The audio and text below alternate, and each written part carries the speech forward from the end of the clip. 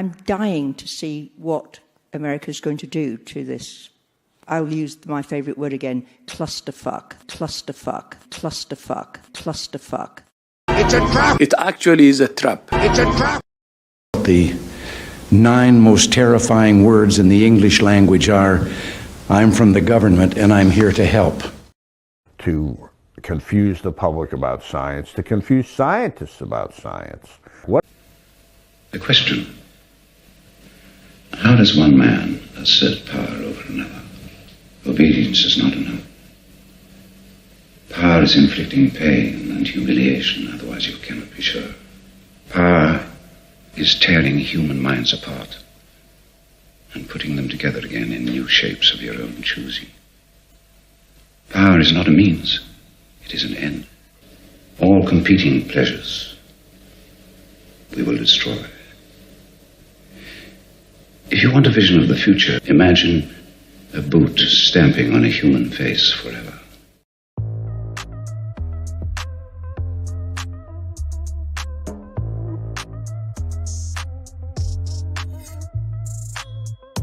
If we look at a subset of smokers who are otherwise unable or unwilling to quit, they're going to continue to smoke that pack of cigarettes. Half of them will die prematurely later in life from that decision. If we could get all of those people to completely switch all of their cigarettes for one of these non-combustible products, that would be good for public health.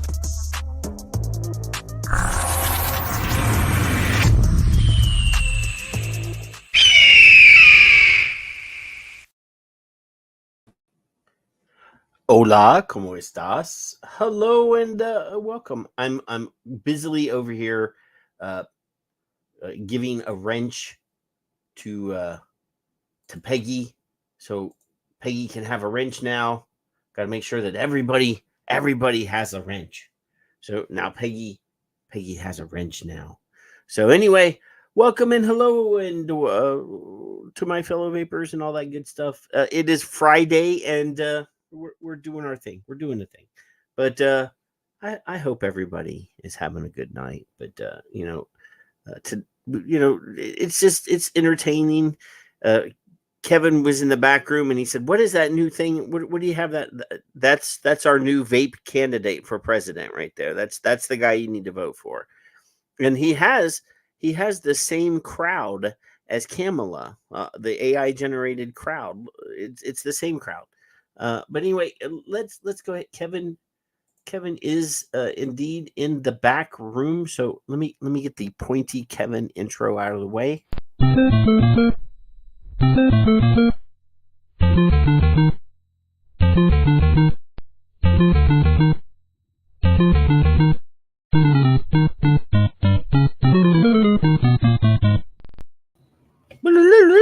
There you are, no. Kevin. No. Just I like this. I think we should be reduced to this at all times. This is what I'm doing now. I made a new custom background so that neither one of us have our big giant talking heads on the screen. Yeah. Well, this is pretty okay. Animated. If we could be animated, that would be funny. That would be all right. We had done a couple shows where we turned our cameras off, and people didn't like that. So yeah, well, at least we're diminished. We're diminished in size now. I actually like this layout, and that gives us a good portion of the screen for everything that we're going to show our people. Yeah. This is the new permanent layout, I think. But I was a little depressed, Kevin. I was going through the show note, the tweet, not tweets, the messages that we sent. Have I disappointed you, Patrick? Have you been upset with me all week? No. There's a story that both you and I put in there separately at two different times. That tells us. And then I go to open it, and it says you can't view this story because you have ad blocker turned on. So then I really wanted to show it, so I turned the ad blocker off, and then it said, "You've already used up all of your free articles on our website, so you have to subscribe." So we're not going to get to cover that one tonight. So much for freedom of speech, right? But it was the 21st or 22nd century, not getting popular enough and losing money, sort of thing, and they're restructuring their company and hiring a new marketing somebody. Blah blah blah. That was the article, but we can't do it. Good enough. We've exhausted our free articles on that little over $100 million, over $100 million down the drain. That's your tax dollars at work there, Kevin. If I had a facelift. You're getting a little bit of that Ozempic face, Kevin. Is that what it is? Yeah, it must be the hat. That sunken cheek, sort of emaciated. I don't get any prettier, people. Now calm down. Well, there's not a lie there. That's absolutely true. But this old cab driver face. What? Hey, Kevin, I got a story from Oklahoma. Oklahoma, where the horse. That's our friend Jason's stomping ground. It's from Tulsa, Oklahoma. Some kind of song, I don't know. Annie was from there, wasn't it? Wasn't that Annie? Oh, I mean, I know a lot of people from Oklahoma in the vaping industry over the years, but most of them have retired or gone into THC or CBD products. Hiding. But here, let's look at this. Let's look at this news story from Oklahoma. Peggy. Oh, did you see Peggy's here? Yeah. Let's make sure I got audio here. All right, here we go. Thank you for joining us tonight on Tuesdays at 6. I'm Kara Morrison. I'm Naomi Kidd. First tonight at 6, a Tulsa woman says vaping landed her in the hospital in a medically induced coma. I met Bethany on another story I was working on, and she told me she wanted to share her experience to potentially help save a life. Never, ever pick up a vape again. The last vaping Bethany. Don't say it. Leave it alone. Just let it go. Calm the fuck down. Now, I'm looking at this young lady here. Yeah. And I see some immediate health concerns. The tattoos aren't unhealthy. It also appears that maybe she doesn't have any teeth. Oh, I didn't see that. I'm not. I mean, if you look at her, if you look at her, her mouth there, it looks like maybe she didn't have any teeth. I'm concerned that she she might be doing some crystal meth or something. Stop. Yeah. It looks like her couch. Look at the angle of the couch here, Kevin. It sort of like bows into the middle. Nope, see that? I refuse. Yeah. She has an important statement to make. Pick up a vape again. The last vape in Bethany Wilson Caballero's home is heading to the trash can. Could she not have at least cleaned the mouthpiece a little bit before they took pictures? Now that I will absolutely concur. I mean, Kevin, let's be honest. Almost every plastic mouthpiece that even metal mouthpieces, you get a little bit of skin flakes on your mouthpiece. Get a little of you on there. Yeah, you gotta kind of get it. You're supposed to clean that. Mine are stainless steel, and I love them because they stay cleaner. But they all need clean. Every time you fill it, you should clean it. Little epithelial cells from your lips on there. I'm not saying that it's because she's maybe the queen of her trailer park, but I'm just saying that maybe a little bit of water there on the mouthpiece periodically would be helpful. Oh, Kevin, we forgot to say hi to Mallory, who was first, and then Jason and Southern Vapor Michelle and Peggy. Michelle likes me more than you, by the way. You know that, right? And James showed up as well. Because I know. I feel bad because we didn't say hello to all of our friends immediately. And then Michael, and then just at the very end, Michael shows up there. I just, right. But we do want to say hello to our friends. But I'm just in the room, Kevin. I don't want to be hypercritical. I'm just saying that so far her hygiene has not appeared to be the best in the world. Clean your shit, people. Yeah. She says a habit she thought was better than smoking almost took her life. I don't remember. Now she says she's never going to pick another vape up again, Kevin. But if you look right there in the cup holder on that couch, there's that yellow vape that she, you know, it's right there. She's It's going still to throw within it away reach. after. It's symbolic. She didn't throw it away when she got like hospitalized. Apparently, I'm just No. Well, no. Almost took her life. I don't remember anything that happened to get me there. I just hear what people are telling me. And so it's like a story that I'm hearing about myself. And it's hard to really grasp. In July, she woke up at St. Francis Hospital after a 3-day medically induced coma. She says her doctor told her her lungs filled with fluid because of vaping. That led to complications with her kidneys and a medically induced coma. Just knowing and hearing everything that I... So her lungs filled with fluids because... Let me do an experiment real quick, if you don't mind. No, it's not working. I can't. No. Nope, that didn't. Kind of concerned that this doctor didn't bother looking any further. Once she said, "Oh well, I vape." I have a fear that he probably didn't look any further to find out whether she had some sort of lung infection. No, there's no need of that. Was she vaping? They don't want to clandestinely other test than people. Nicotine. What exactly was going on here? Maybe she had pneumonia. No, and, her hygiene, like I said, doesn't appear to be the best in the world. Well, her vape hygiene, at least. Well, the house doesn't look all that clean either, Kevin. I'm just, No, I can't see. I don't have a glass. Usually, you let one thing go, you let everything go. I'm just, Even these off does wonders. These readers are. I love that. I can't tell. Yeah, I went through was traumatizing in itself, scary. And if I can save somebody's life because of what I went through, then it was worth it. I wanted to see if Bethany's story was one doctors were seeing. So I came to the Warren Clinic here in Muskogee and talked with pulmonologist Dr. Boomer. I'm just an Okie from Muskogee. Did she say Boomer?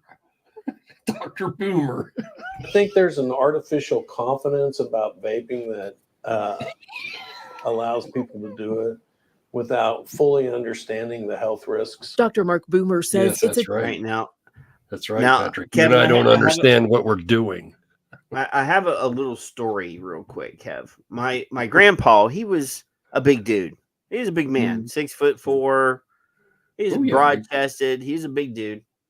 And they when he got older, they diagnosed him with type 2 diabetes. And they said, well, you need to go see this nutritionist. Mm-hmm. So he goes to see a nutritionist, Kev. And the nutritionist is a 400-pound woman. Right. That's like 4 foot tall and 4 foot around. Now, I'm not being hypercritical of fat people. I'm a fat guy, Kevin. So let's just go ahead and get that out of the way. But she started telling my grandpa that he needed to lose weight and needed to eat healthy. Yeah, and he progressed to giving her the riot act about physician heal thyself. Me and your grandpa would have got along. Now, he did progress. He did actually lose enough weight that he didn't have to take his diabetes medicine anymore. Nice. So, but he did say, I'm not taking nutritional advice from a woman that's 2.5 foot shorter than me and weighs 150 pounds more than me. Right. Well, now I'm looking at this doctor. Yeah. And, this is the guy that's giving out health information. And you can see right there about where his belly button is, where the mouse is, that poor lab coat, that poor button is doing everything it can possibly do not to burst and shoot that woman in the face. You see? Jeffrey. Now, again, I'm not trying to be ugly, but I am just pointing stuff out. Anyway, let's keep going here. Troubling trend that they're seeing more people hospitalized because of vaping. These were originally rare anecdotal reports across the country, and now it's becoming more and more common at every facility. With many of the long-term risks unknown, he says it's best just to steer clear. We don't know, Kevin. We just don't it's know. Rare and anecdotal. He said it. He said it was originally rare. You got to listen to the whole thing. It was originally, is what he says. With many of Yeah, let's go back here. Oh my God. Anecdotal. I didn't go far enough back here. Let's go. You should just run the anecdotal as a line. says it's a troubling trend that they're seeing more people hospitalized because of vaping. These were originally rare anecdotal reports across. So these were originally rare and anecdotal, Kevin. Yeah, I know. The country, and now it's becoming more and more common at every facility. With many of the No, it's long-term not. risks unknown, he says it's best just to steer clear. No matter what form of smoke, the lungs were designed to inhale air and not smoke, and they're all probably damaging to your lungs. For Bethany, probably. So now, if he was the doctor that diagnosed this woman and said that she got liquid in her lungs or fluid in her lungs, now he's saying probably. Could be, maybe, I don't know. It's possible. she wants her story to be a cautionary tale. I know where I woke up, and I know where I don't want to wake up again. And so all I can do is just not vape. Dr. Boomer told me there's two things that he's really concerned about. First, people who smoke cigarettes and vape. He says that's, quote, tremendously worse than either one by themselves. Second, he says since the long-term effects aren't known, he's worried about young people vaping because they could be making a life-altering choice. Also bullshit. Look how serious her face is there, Kevin. You know, I can't help but think that perhaps they're fucking idiots. I don't know what else to add to that. You said perhaps? I mean, I'm just, you're giving way more credit than I am. Oh, you're making me cry. Yeah, you're way more credit here. God. I am not disabling my ad blocker. I love my ad blocker. We're not getting any more ads. Logan said, seriously, Mamo, you're crazy. Seriously. Seriously. Seriously, Mamo, you're crazy. What Jason says pneumonia made her go back to smoking. Now, it won't be the pneumonia that made her go back to smoking. It'll be the dumb doctor that told her that it was because of vaping that her lungs filled up with fluid. The bonus go ahead. That'll be the thing. The bonus in all this that we're missing the point of is that it's a fucking miracle she quit vaping just like that. Just like that. Yeah, it's so hard. It's more addictive than heroin apparently, but is it Jeffrey says, and I don't get paid by these people, but Jeffrey says, I've heard. I have to say that I really like Zyn's coffee flavor. Simply great.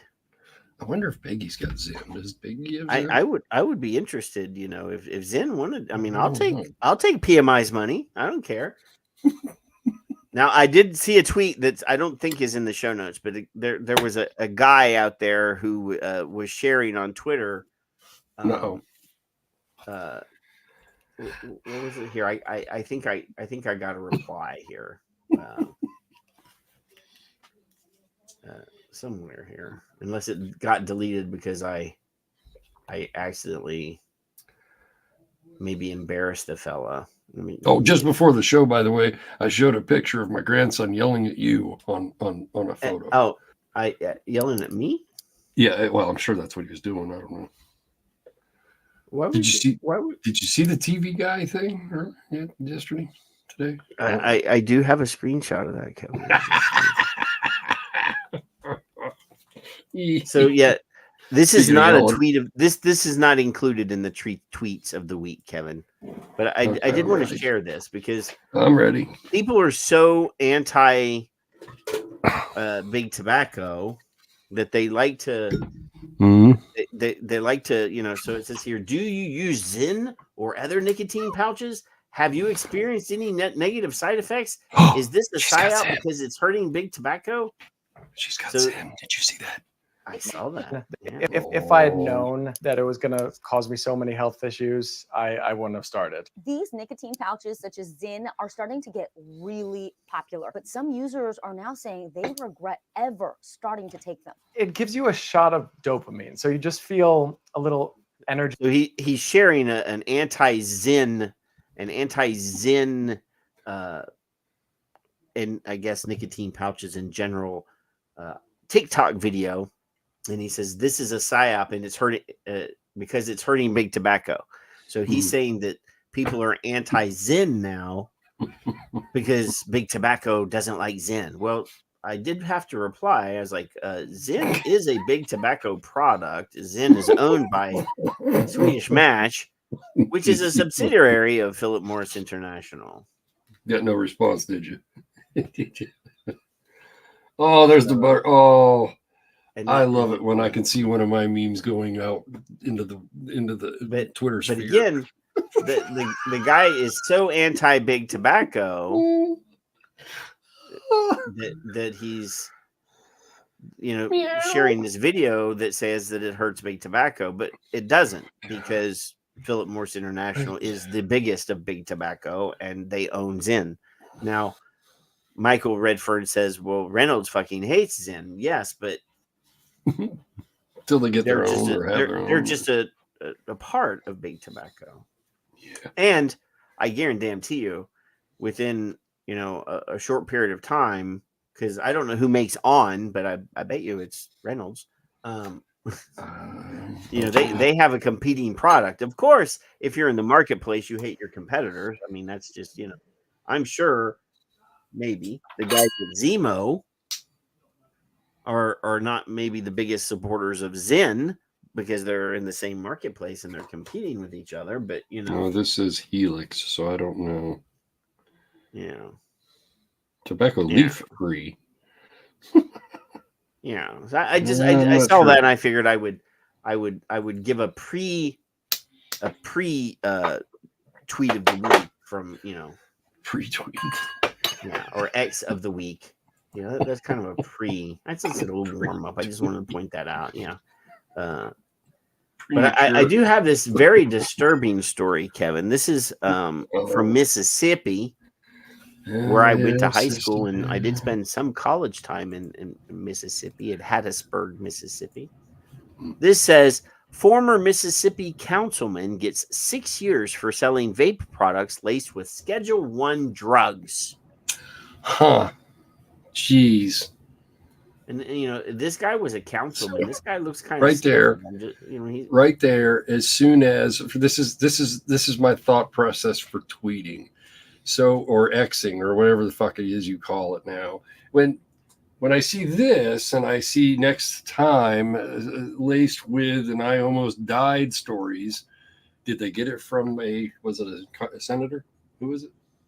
Councilman. Did they get it from a councilman or a teacher? Because there's teacher ones too. So those are play on fun things. Yeah, that's how I think. A former Mississippi councilman accused of selling drugs out of his vape shops was sentenced to 6 years in federal prison. Former Biloxi City Councilman Robert Leon Deming III. He's there's a troublemaker. He's a troublemaker when they have to include that. That 3 at the end. Lineage. Was sentenced to conspiracy to possess with intent to distribute a Schedule I controlled substance. According to court documents and information presented in the court in 2019, Deming, 47, founded the Vape Shop LLC to operate candy shop stores in Mississippi and North Carolina. The candy shop stores sold CBD and vape products. In 2020, the Mississippi Bureau of Narcotics and Drug Enforcement Administration began investigating the candy shop. See, I'm already kind of annoyed because his business is called the Candy Shop.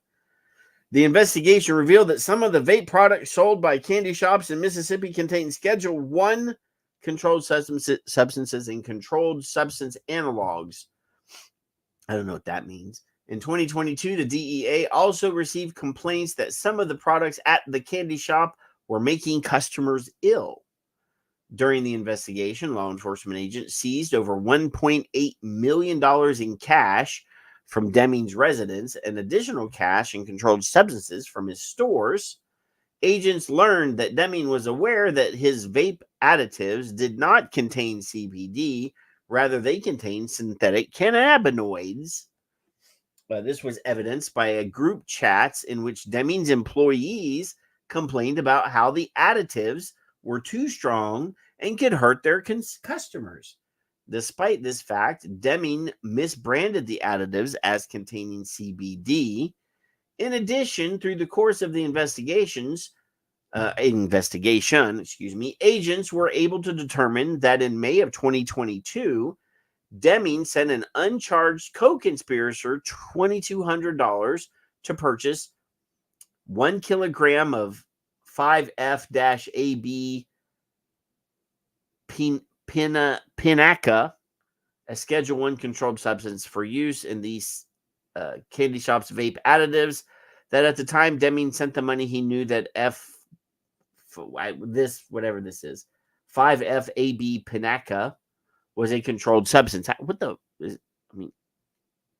have no. I need to copy this. Let's copy this. Let me go over here real quick. I'm wowing while I'm muted. I need to go find what that is, because I've never heard of that. Holy crap! Let me paste this into the search councilman window. Make millions of dollars. I don't understand. Well, Google doesn't even know what that is. 5F-AB pinaca. Google says I don't know what that is. Jason says spice. I believe it. Well, I mean, Jason would know. He is from Oklahoma. The investigation also revealed that Deming's gross sales of vape additive products contained either Schedule 1 controlled substances or their analogs totaled over $2 million. Deming was indicted by a federal grand jury in September 19, 2023, and he pled guilty on May 1 of 2024. As part of the resolution of his case, Deming agreed to forfeit a yellow monster truck with oversized tires and a lift kit and over $1.9 million. Well, there you apparently, not only that, but he also got 6 years in prison. Good. He should, at least. I don't understand. U.S. consumers are put at risk when labeling is false and misleading, said Special Agent Charge Justin Fielder, FDA Office of Criminal Investigations of the Miami Field Office. Labeling is designed to provide information that can help consumers make informed choices about what they purchase and consume. The FDA is committed to pursuing and bringing to justice those who unlawfully mask controlled substances as known consumer products to be sold to the American people. It's okay if they sell them to other people, apparently. Well, yeah. U.S. Attorney Todd W.G., Assistant Special Agent in charge, Anessa Daniels McCaw of the DEA, and Special Agent in charge, Justin Fielder of the U.S. FDA Office of Criminal Investigations, Miami Field Office, made the announcement. That's the case was investigated by the DEA, the FDA, and the and the Mississippi Bureau of Narcotics, and it was prosecuted by this attorney and that guy. There now, at least though, Kevin, here's the thing, and this is one of the things that I gleaned from that, and it was buried in the middle of the article. That his staff warned him and said, dude, this is not good. We can't do this. I love that. I love that. At least we know that the vape shop employees did part of their due diligence. I'm assuming that he also, or that they maybe steered customers away from those products. I would hope, but he somehow made $2 million. But it sounds like they did, but when they figured it out. But the other thing is did they drop a dime on his ass? Right. See now another as thing. Much as I'm a big fan of snitches get stitches, he needed to get his ass beat is what he needed. There's another part of that that's even further down the hole. If they were selling them unbeknownst to them, and they came in and they said, this is hurting my lungs. And then they went, I wonder, and then they figured it out, right? Well, they all didn't. Yeah, they all didn't go to the hospital and die, thankfully. Or well, then that would be, my lungs filled with fluids. Yeah, they didn't become the girl we saw at the beginning. So there, I hope that's how that went. I mean, better than all the deaths. I think this vape thing is interacting with my crystal meth. It very well may be. I don't know. Oh, Steve's in the room now. The property value's gone down a little more. That's good. Well, one was in Oklahoma and one was Mississippi, Mike. I don't imagine that somebody from Oklahoma was going all the way to Biloxi, Mississippi to get their vape on. Get their vape on. And I'm trying to open this Gallup News article, Kevin, and it's giving me it's giving me shite. It's giving me. I don't like you. It's not doing what I want it to do for sure. It's just spinning. Oh, well. I give you the straight link. I don't like. Well, I know. Give you the. I just went to Google and Googled it just to get a fresh, clean. It won't let you. Well, smoking's down, kids. That's the news. There you go. And that's the news. Hey, Kev, did you watch the Elon Musk, Donald Trump, Twitter X space thing this week? Nope. I saw a couple excerpts, and that was more than enough for me. I actually had it on I was cooking, and I had the Alexa device in my kitchen turned on, so I was listening to it. Yeah. Because somebody on YouTube was rebroadcasting it. Because obviously they were delayed because of a DDoS attack, apparently. And then there was some interaction on the Twitters when I said and I'm like, somebody's like, he's never gonna is he still talking or whatever? I said, why wouldn't he? If I was in his position and I had 2 million people in a live stream, and that's just counting the people that were watching on Twitter, and then obviously there were people that were repeating it on YouTube. Hey, Victor's here. Repeating it on YouTube and the Rumbles. Millions and millions of people were there for an hour and a half or 2 hours or however long it was. He's not going to stop talking if he knows that many people are listening. No, I was not there. And if I was in his position, I'd have kept on talking too, because well, sure, why not? That that he's people are watching him. Mm-hmm. But anyway, Kevin, this says cigarette smoking rate in U.S. ties 80-year low. Huh? Imagine and there's that. A picture of a smoke-free zone sign. That sounds crazy. So cigarette smoking in the U.S. is at a low point, according to 8 decades of Gallup trends. Currently, 11% of U.S. adults say they have smoked a cigarette in the last week, matching the historic low measured in 2022 and nearly matched at 12% in 2023. When Gallup first asked about cigarette smoking in 1944, 41% of U.S. adults said that they smoked. The current smoking rate is about half as large as it was a decade ago, and 1/3 as large as it was in the late 80s. Yeah. So there's a little cigarette smoking blah blah blah over the years. So in 1944, 41%, all the way up to 45% in 1954, and then down to 42, and down to 40, and then up and down and down and down and down, up and down and down and up. Indulge and me. down. Indulge all the me. way down here. Yeah. Go to 1984, where nicotine gum was introduced for the audience for me. Right about somewhere just behind. Somewhere in the middle of this, between 38 and 35. And then go to the 1992 section on that straight part, where nicotine patch is introduced. That's somewhere between 28 and 27%. And then go to approximately 2009, because that's the beginning of our era. Ish. Somewhere around 20%. Well, yeah, and then I mean, I started vaping in 2010. Well, let's go to 2012. That's where it starts, really, right? And That's becoming mainstream. Well, yeah, but 2016 was the vape boom, Kevin. Yes. That's when let's go there. Vape millionaires were, just everywhere. Gazillionaires. So then it's what? That was down to 19%. Imagine. Now, I took that and I chopped it down like the researchers love to do. And I just did those 4 points and then the 98 MSA in there too. But the slow and steady up, down, decline, the taxes here and there and whatever is this from there to there. And then the patch didn't do shit. The gum didn't do shit. And then suddenly we're just slow. It's a very large. Well, I mean, if we go between bank. 2009. Yep. Which is introduction of vaping, and that was at 20%.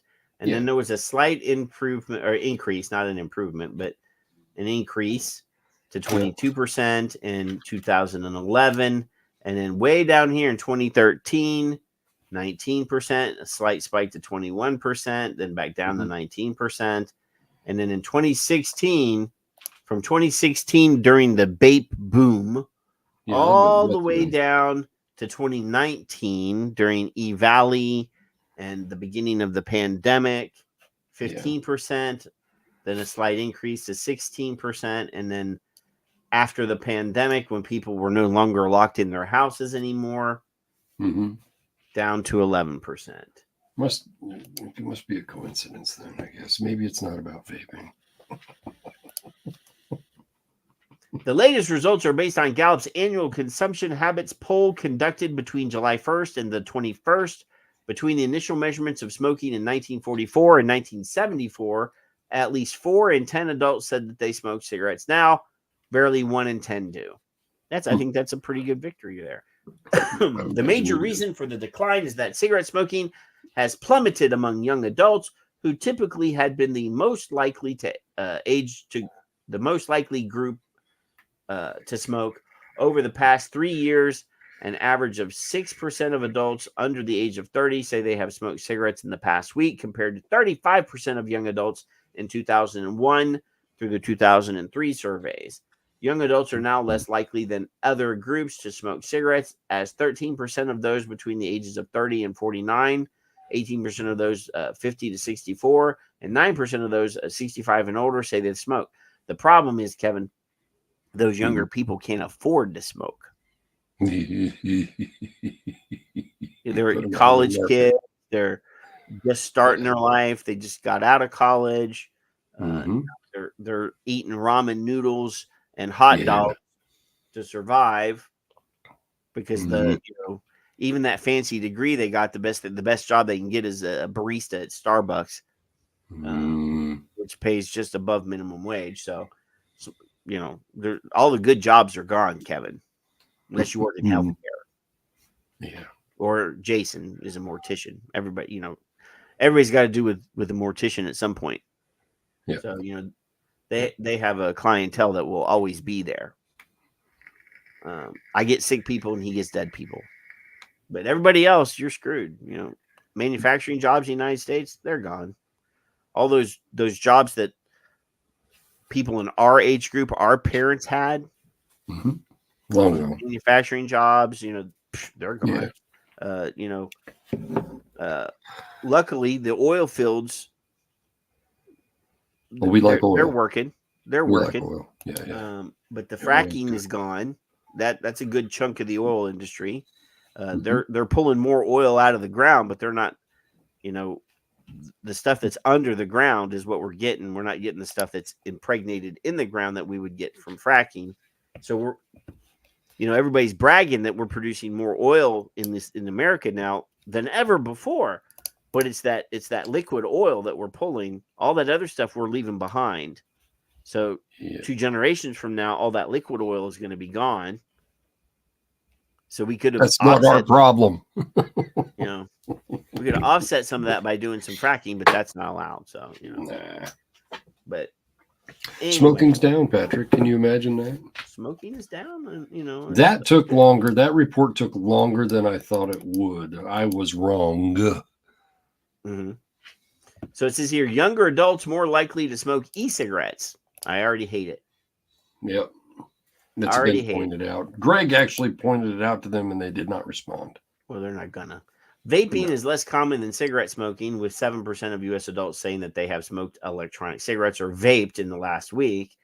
The percentage of vapors has been steady between 6 and 8% of U.S. adults in Gallup polls since 2019. While young adults are now the age group least likely to smoke cigarettes, they are the group most likely to smoke e-cigarettes. Again, the smoking word.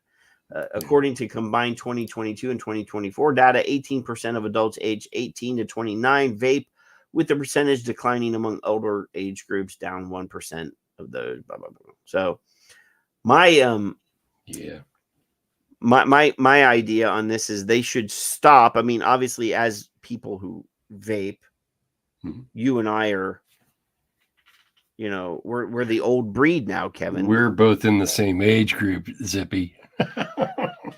I included myself with you.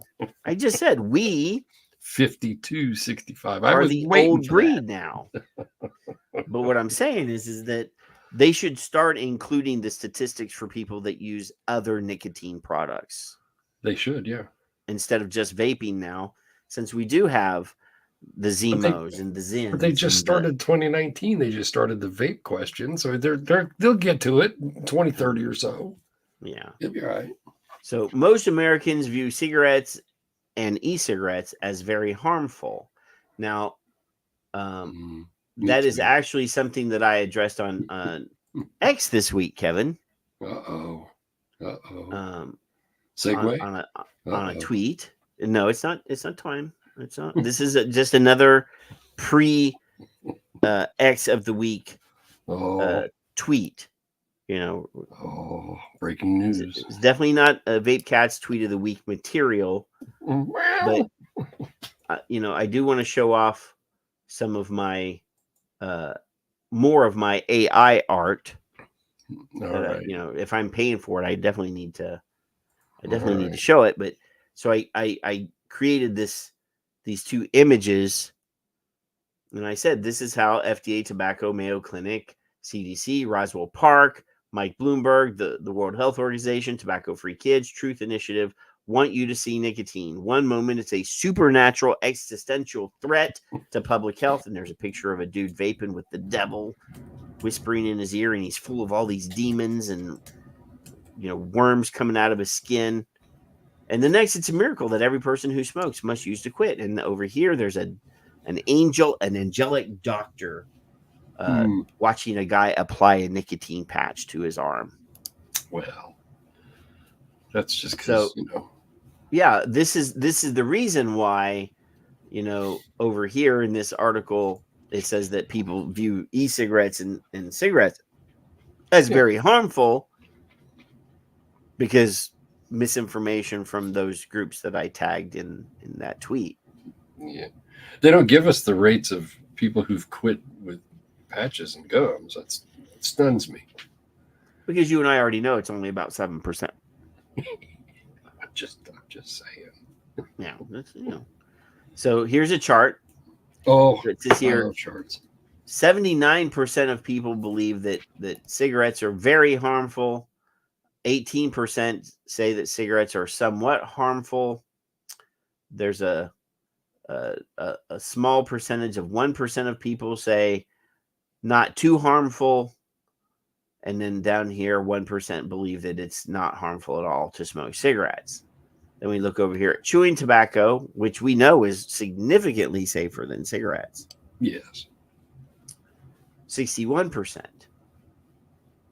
Then we go down here and 57% believe that vaping is very harmful, Kevin. 34% say somewhat harmful. And the truth of the matter is this 4% when we say not too harmful, that's the act. I mean, only 4%. It's all in the question and the wording of the question and how the question's worded. And and then cigars, pipes, nicotine pouches. Now, this is another one, Kevin. 34% of the people that they asked believe that nicotine pouches are very harmful. 38% say somewhat harmful.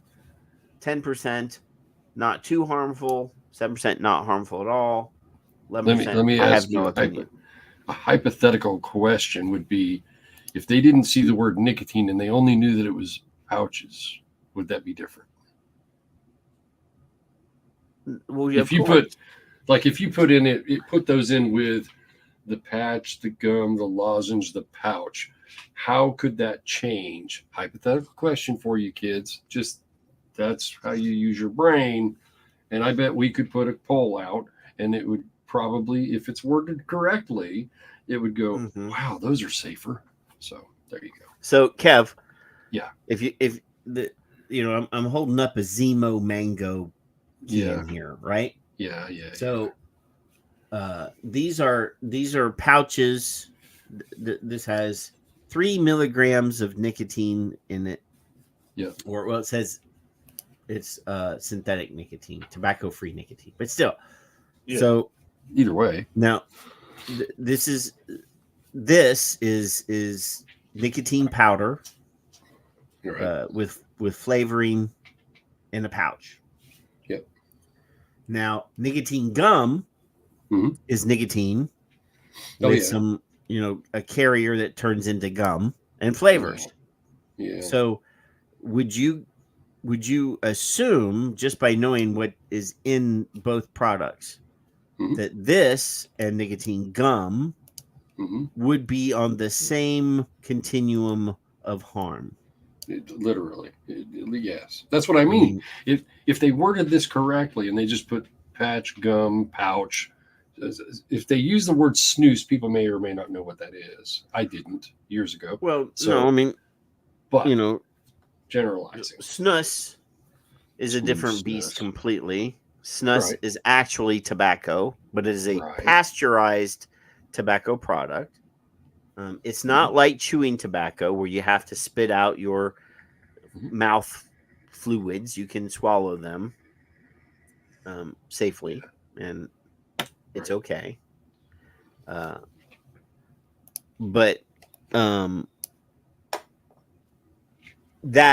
I would say that the snus are slightly more harmful, barely than the, I'd say barely. yeah, just enough. Just a hair, Maybe. I'd even say maybe. I'd put because there may or may not be some tobacco specific nitrosamines. Might possibly in there, and I don't. That's a literal modal word. If there are TNSAs in there, then yes, there would be a slight uptick in the amount of harm that they could possibly potentially do. Mobile. But since I don't have a mass spectrometer and haven't done the analysis, I am not fully comfortable saying that they are as safe as these. I call it a modal verb, and as a person that loves these, yeah, I still would feel less comfortable, making that claim. And I still, modal verb. These are my three Scotch flavored snus. Well, that ruined it. Tobacco and Scotch, a little whiskey with your cigarette. Yeah, but yeah, constriction. 4 people have reported that with nicotine. 4, last I checked, in the whole world. I forget who has that. So it says here, bottom line, Kevin, medical experts have long warned of the health dangers of smoking, and those educational efforts may be a factor in explaining why cigarette smoking is at an 80-year low. The most recent cohort of young adults are responsible for much of the change. They have bucked the historical trends whereby young adults have most likely been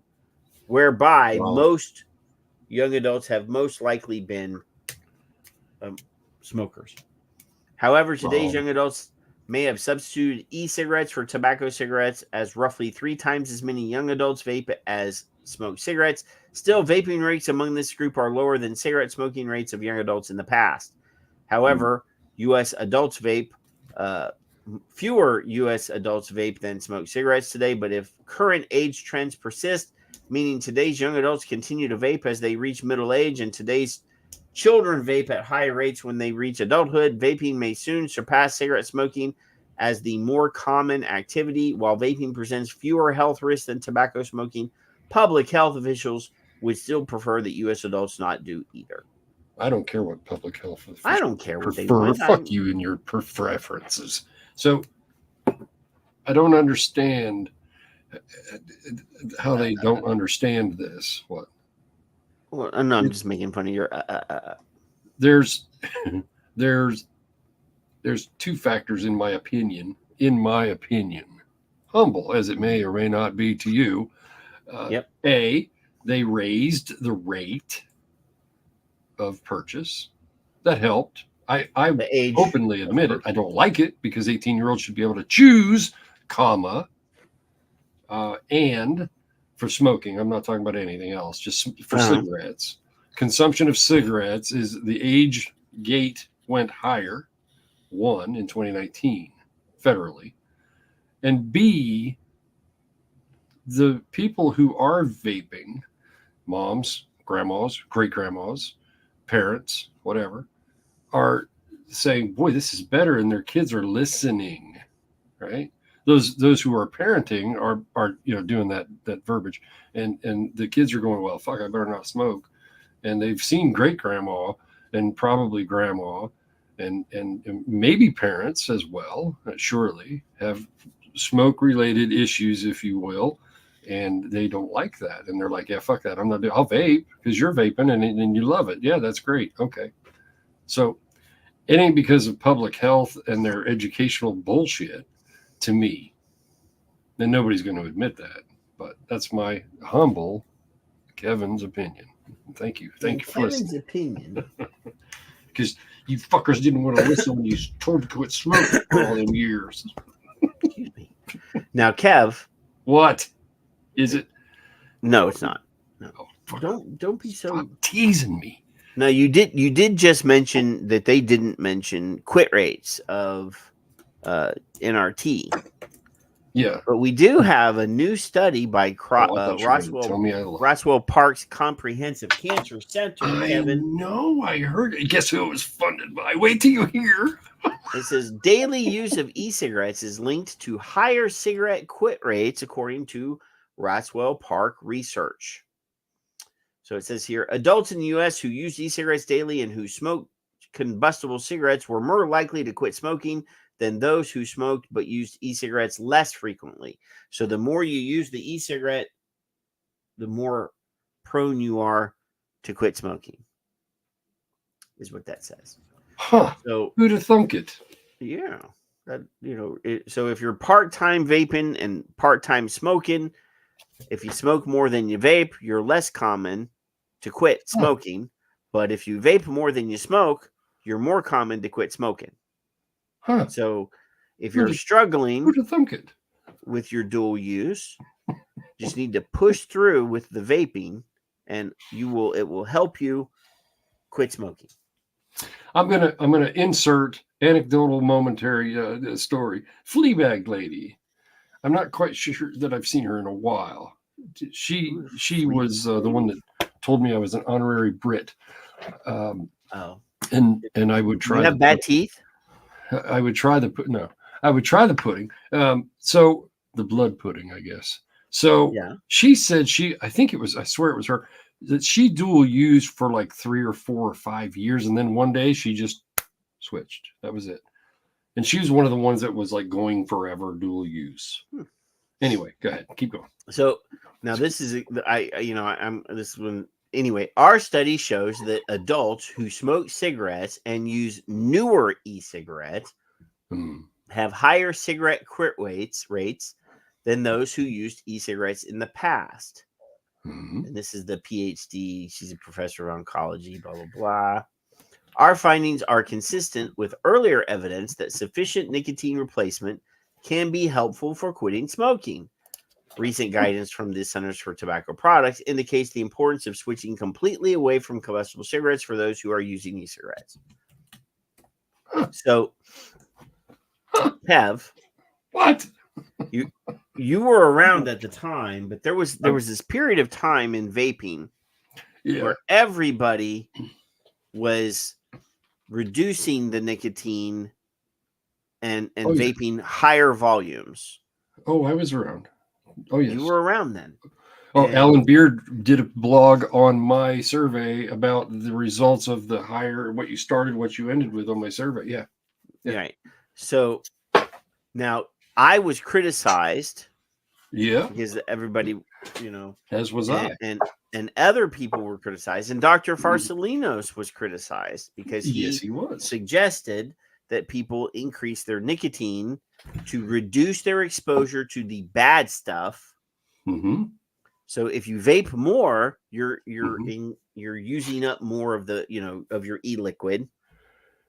Yep. So if you're using up more of your e-liquid, much higher volume at a higher rate. So Kev, I vaped this bottle of my homemade stuff, and I mixed it on the 20th of July. Between the 20th of July and today is what is today? The 16th. So in a month, in around a month, Kevin, I vaped about 100 mils.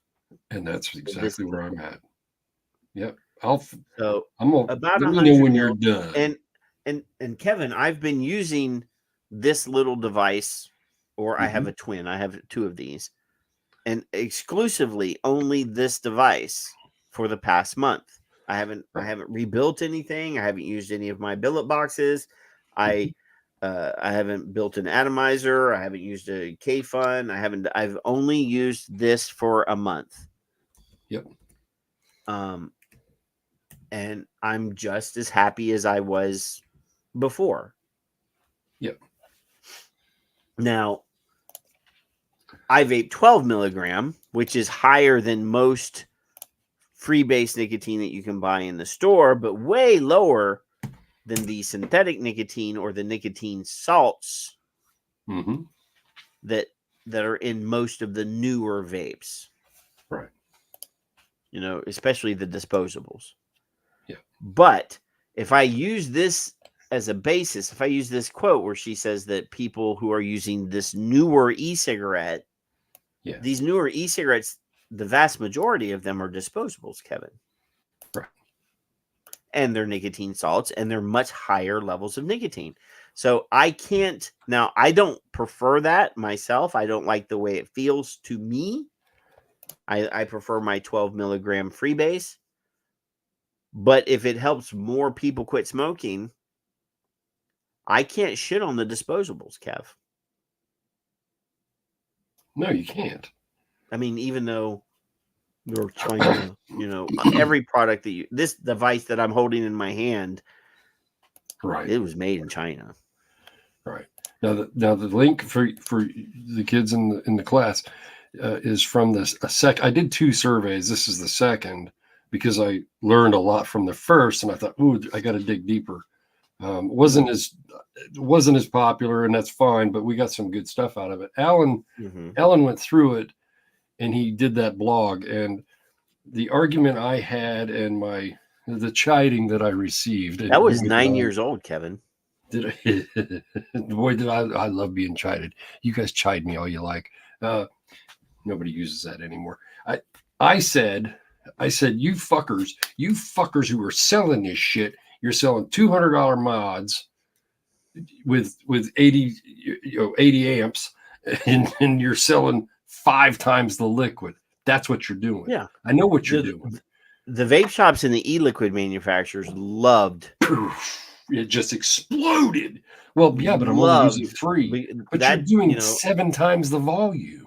That business model made vape millionaires a reality. Yes, absolutely. And I don't care. I didn't care. Just pointing it out made me a target, and I didn't mind it. And then Alan put that in writing a different way. And I was like, that's what I was trying to say to begin with. Then Dr. Farsalino said the same thing. And I'm like, holy crap, they're smarter people than me. Yeah, there are. And then it kind of just, that was cool. I got to segue real quick here. I'm going to. Fine. In a minute. I'm not quite there yet. I'm trying to open a link and it's doing shit. I did get I'm not going to open it.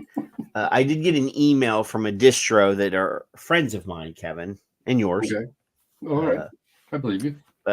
Several actually this week, and one of them was a nasal vape device. Okay. It has two little holes, and you stick your nose up to it, and you push a button and you snort it. All right. But they also sent me a second email of nicotine pouches that they're starting to carry. I don't know if I'd want to be comfortable. So I did go and find that loop nicotine pouch that I have. That's the mixed berry and licorice. There's a European nicotine pouch company that makes a nicotine pouch, which is the same flavor as this e-liquid that I make. Okay. And I sent it to him. I haven't talked to him in a while. It's been a while. And I sent him a picture of the can, and I said, just saying, putting in my request. You like to coerce, don't you? Yeah, I do. Well, I would like to find somebody in America that will sell it, so that I don't have to import it from Europe myself. Right. Yeah, because then I'd have to buy like 50 cans of it or something, and Jason might go in a little bit, but I don't think he'll go in for 50 whole cans. No, I don't know if I could use 50 whole cans in my life. Michael says that Kevin must have a good tweet of the week. He's all excited. He just knows that when we get to the tweets that we're getting close to the end of the middle back half of the show. Is what? Damn, he figured me out. That was Michelle. That wasn't Michael. No, go back to the nose thing. Piggy has a point. Maybe they can't use their mouth. I don't know how that would work, but I'm thinking that's going to cause dehydration of the nose. Yeah, but and it's going to cause nosebleeds. Is what that's going to cause. You get a whole different experience of aroma, I guess. Yeah, who among us doesn't enjoy smelling your own coffee? I like smelling it, but I don't like shooting it up my nose. Right. So I don't know I wouldn't want to do it, but somebody might though, Patrick. You know what the carrier is down. If people sell that shit, and then there's a whole bunch of young kids getting nosebleeds because of the well, good on them. then we're gonna get blamed for that shit too. Yeah, well, we get blamed for everything, Kevin. I'm just trying to reduce the amount of blame that we get. There's never enough chiding. You guys need to use that word over the next week. That's your homework. Chiding. Chiding. Is our utmost priority, and we don't believe that students engaging in vaping is safe.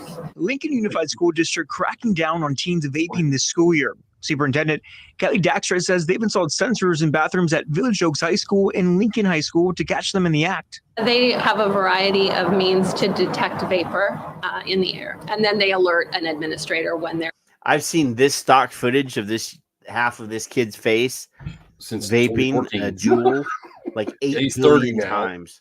He's 35. There is a sensation of vapor that meets the criteria that would cause the sensor to believe it is vape from a cigarette or an e-cigarette. That alert me discreetly to now bullshit. Did you hear what she just said? I don't know that it would discern I know that it's vape from a cigarette or an e-cigarette. So now instead of smoking an e-cigarette, now they're using the word vape for regular cigarette smoking. Listen to that again. Or to believe it is vape from a cigarette or an e-cigarette. Vape from a cigarette or an e-cigarette. That alert made discreetly to administrators who then investigate why the sensor went off. Some parents with students in the district agree with the new tactic. I think that it's just gotten out of hand. I think the girl behind her is like, you ain't catching me. and she's cross-eyed, and you know, I didn't notice that. What? Look at her eyes. I have a hard time believing that they can tell the difference between the two in a device, but all right, I'll take their word for it because I have to. Well, no, it will detect smoke from a cigarette or vape from an e-cigarette. But see, I think it will detect smoke and vape. Yes, whether it's from the cigarette or the vape, they're going to detect some. They're going to detect some particulate in the air.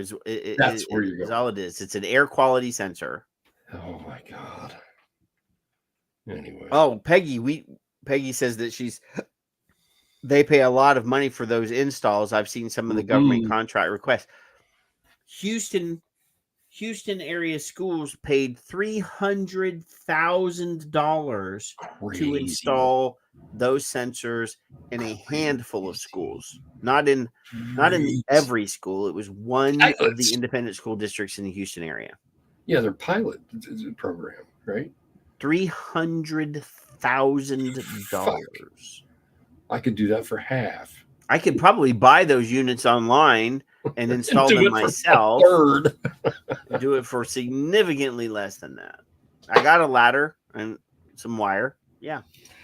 You don't need no stinking ladder anymore. It's all wireless. All you need to do is I'm sure there's a power, you know. Oh no, I meant ladder, not wire. Ladder. Yeah.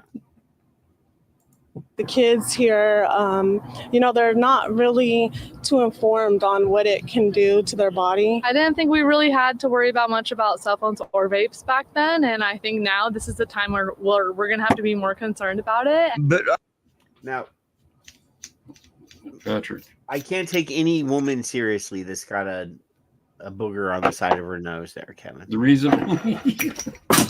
Damn it. I mean, it's a diamond booger, but it's still a booger. I mean, the reason I say these little CR123s, yeah, those can power pretty much everything now, up to and including wireless smoke. Well, I know, but then somebody's constantly going to be changing a fucking battery, Kevin. 3 years, 5 years, 3 years, 5 years. No, because my CR123s only last in my original billet box for a couple hours. Well, a billet box, sure. Where'd it go? The original billet box used 2 CR123s. Right. Yeah, in it. I have some right Patrick, here. 3 to 5 years. I'm telling you, 3 to 5 years. But running a wire to the nearest junction box in a suspended ceiling takes no time, Kevin.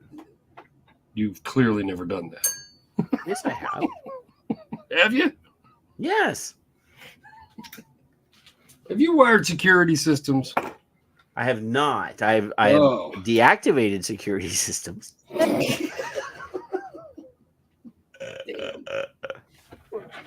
Actually, the security guy was here at my house today because the nickel hydride battery that they have in the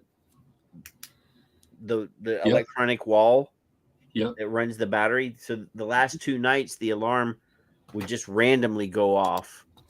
And just was telling us that big giant battery, that big huge nickel hydride battery. Just this is a PSA, by the way. When you're done with these in your cameras or vapes or flashlights are great for the 3 volt.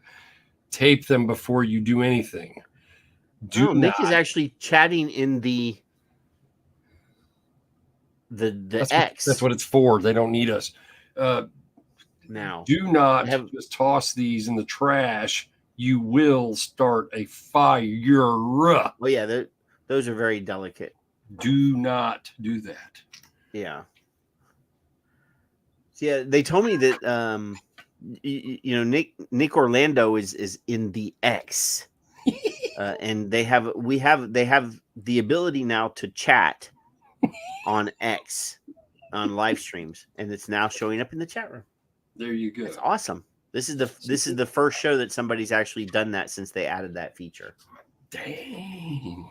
Yeah, let's. And it's the Nick father. I love it. But others are skeptical, like Lincoln High School student Kobe Quinones. I think it will stop them, but I think they'll keep going back in there and keep doing it. It might be easy to kind of get past, depending on what the sensor actually is.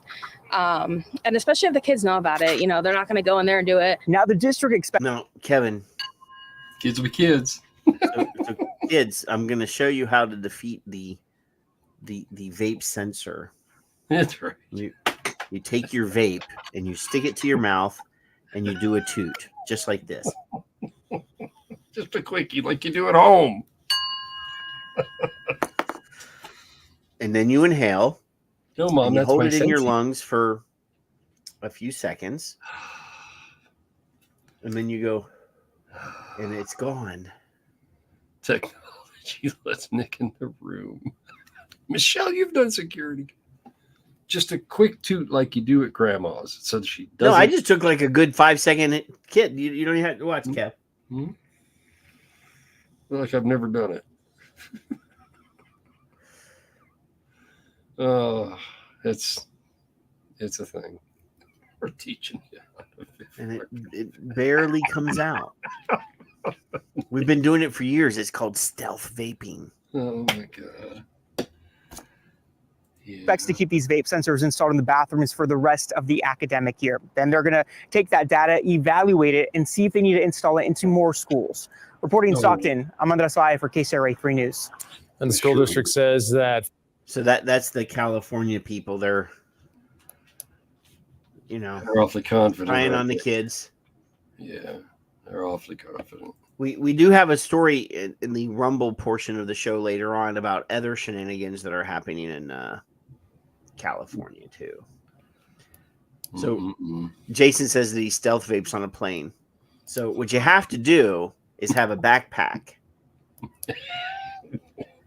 and keep your vape inside of the backpack. And periodically, like peer into it. Backpack up and peer into it. Because you don't want the stewardess to see this go, so you get your head in your backpack and you're looking for something. Blow it into a plastic bag and let it out. Then you when you're stealth done. vape a little bit and then blow that little bit that's still there into the bag. Just, not that I would ever do that. Don't condone it. Never. Because if they do catch your ass, throw you out of the plane. You'll get on that when you try to fly home after you did it. They catch you. You're not flying home. You're not flying home. They're gonna put you on the do not fly list, and you're gonna have to rent a car and drive halfway across the country. Tisk. And if you don't return the car where you rent it, they charge you a relocation fee on that car. I'm just saying. I did do that once. We flew into San Francisco one time and drove from San Fran all the way down to SoCal and then flew out of LA. So we returned the car to the LA airport and we already had pre-arranged it. And they still charged almost as much for that relocation, because that car is part of a different fleet. Yep. It has to be taken back to the fleet so they charged almost as much for the relocation as they did for the car rental. And it was a pretty penny, but we had already used it. But anyway, here's another video, Kevin. This is from Chicago. No. This is from Chicago. The city of Joliet is cracking down on vaping shops selling their products to children. Today, police announced their findings of their bust. Tia Ewing is on the live desk with all those details for us this afternoon. Tia? Well, Terrence and Sylvia, as you know, vaping can cause serious issues with children. Addiction is one of them, and also the toxic chemicals. The toxic chemicals, Kevin. First day of school in Joliet, they put the brakes on 47 businesses now hit with violations for selling tobacco products to children, with many of 47 vape shops or 47 shops, probably tobacco retailers. 47 in the Chicago and Joliet area. products resembling toys and even school supplies. Businesses caught have faced fines and had their license suspended. In the state, Senate Bill 3098 bans the purchase of electronic cigarettes via mail, online, or any other remote sales method, limiting shipments to distributors and retailers only. The new law will take effect. So if you live in that area, you can no longer buy product online, and you can only get it from a dealer store. I mean, that's good for the local businesses, don't get me wrong, but it's still limiting your access. I don't agree with that at all. January 1st of 2025. In 6 days, school will start up in Joliet, and officials there have set up a tip line for reporting violations. The senator that sponsored this bill says there's been an uptick of vapes being used in schools. We were finding that high schoolers are accessing these vapes that are supposed to look like regular objects. So instead of saying accessing these vapes, shh, don't say the word. She said accessing these vapes. Well, she looks intelligent. Oh, that's why I say, Kev, if you're gonna fly, you get yourself a pack of Zemo, or since Zemo hasn't written me a check yet, Kevin. Or Zyn, coffee flavored Zyn, to tide you over while you're in that airplane. That's all I'm saying. Follow the rules. Like highlighters, erasers, and pencil sharpeners.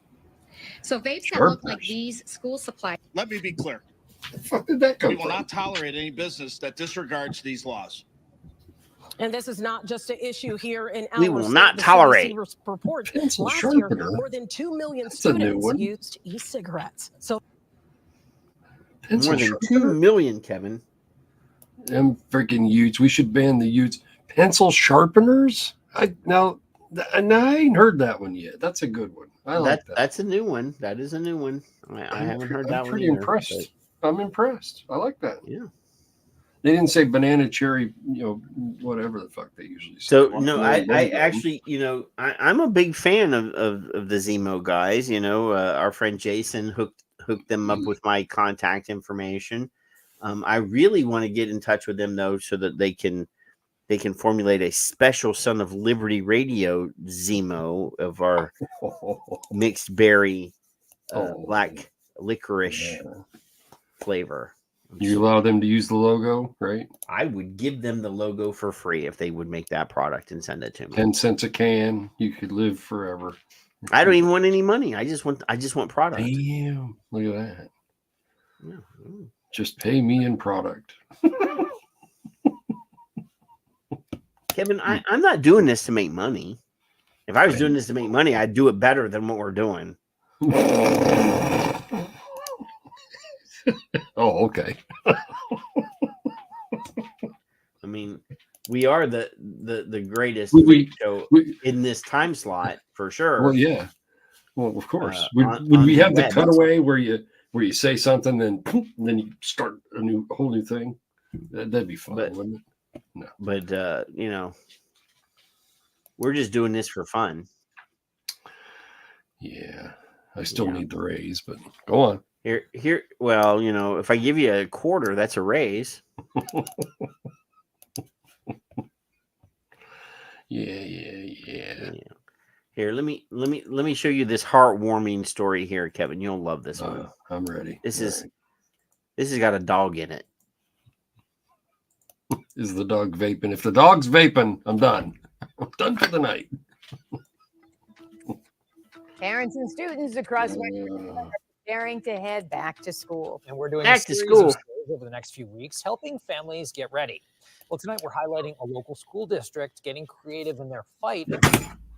Lakeview Public Schools in St. Clair Shores is using vape-sniffing canines.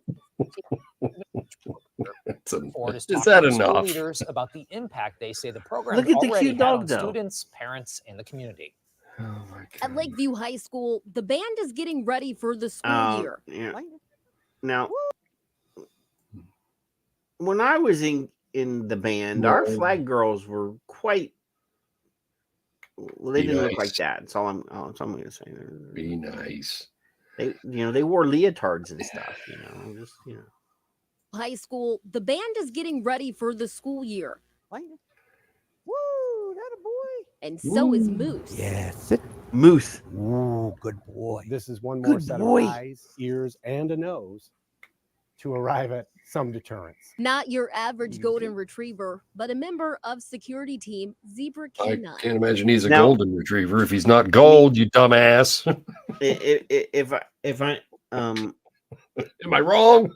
If I was a kid, I'd be fucking with that dog though, man. I'd get a pencil case and rub it with like bacon fat. Which you carry all the time, right?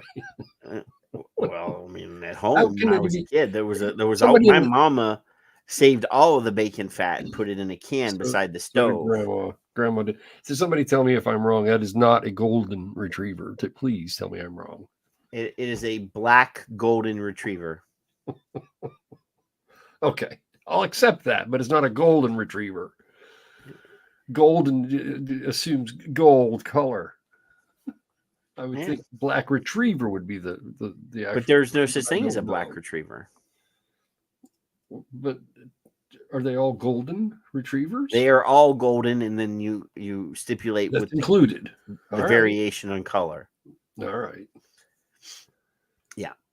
A canine's nose is significantly more powerful than human. Moose. That's why Heel Nose is being used to not only detect weapons and explosives, but also something often going undetected in classrooms across Michigan. One of their biggest issues is vaping, and it's vaping nicotine and THC. Easy to hide in plain sight. They look like a pen, or they look like, a toy. And a growing problem for educators across the state. Become more prevalent. Most of our school districts have vape detectors in their restrooms, but the issue that the superintendent shared with us is Now, Jason is absolutely incorrect. A black lab is a different kind of dog.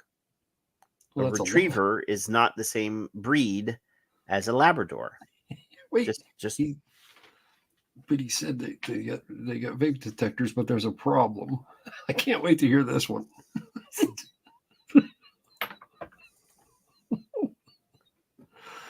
Oh my God. have vape detectors in their restrooms. But the issue that the superintendent shared with us is by the time the detector goes off, the students have vanished.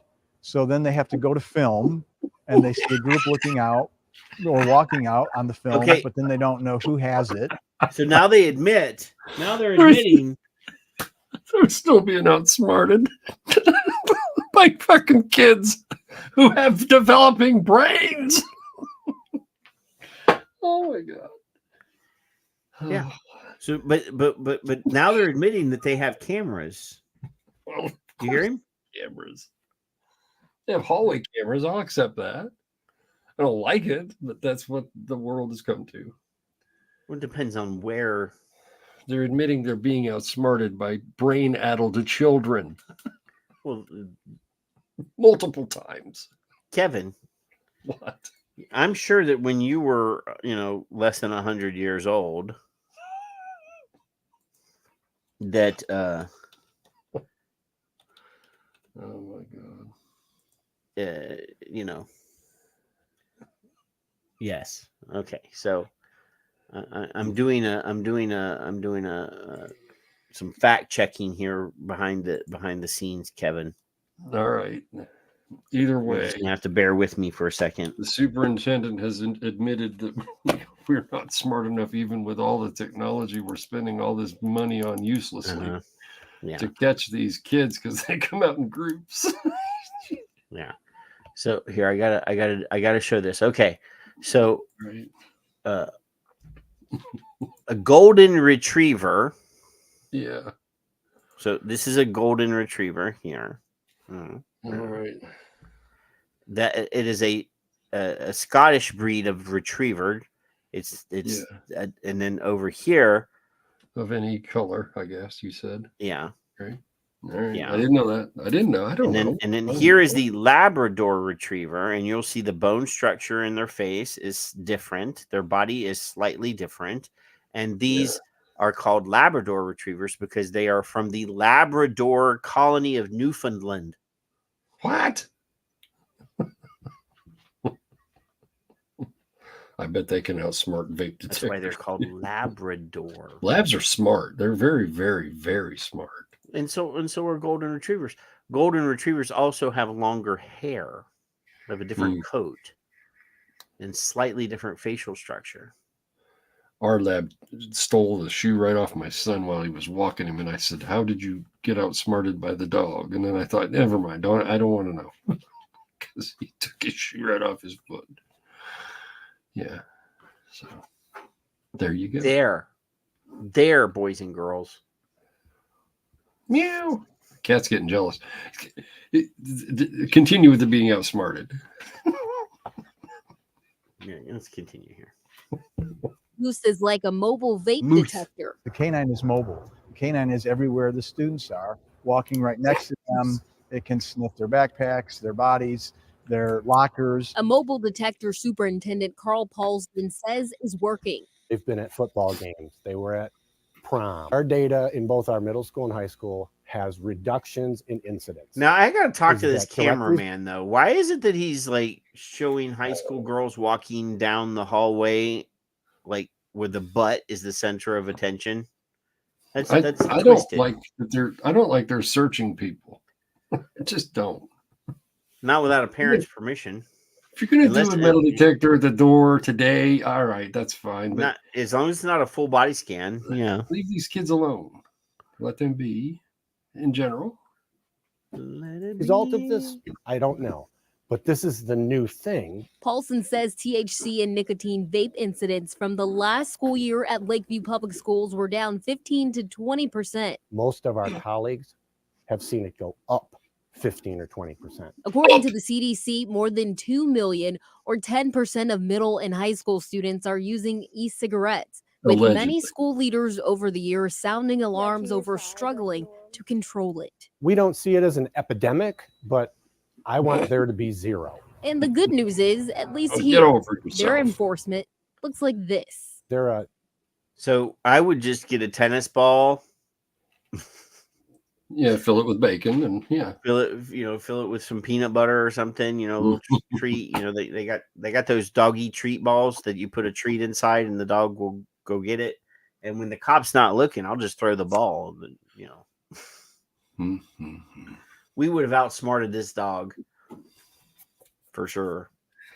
Or I would have just started the day off with some essential oils of some sort of fruity flavor and just put it in my pocket on the outside of my jeans so that every time the dog hit, I'd pull my pocket out and say, look, there's nothing in my pocket. See? Oh. There's ways that, you got to just be smarter than the average bear. Deterrent for bad things, but they're also somewhat of a therapy dog. In St. Clair Shores, Christiana Ford, 7 News Detroit. As long as it's Somewhat of a therapy dog, Kevin. So they're What saying, point is that? What point did that even have in the story? We took your vape, but here, the dog will make you feel better. dog, he's gonna lick you in the face and blah blah blah. He's a therapy dog.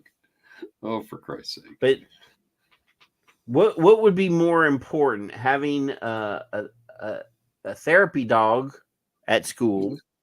Yeah. To maybe possibly improve the mental health of the students if they're not afraid of dogs. My wife is excessively afraid of like large breed dogs. Yeah, understandable. Yeah. Some people are. I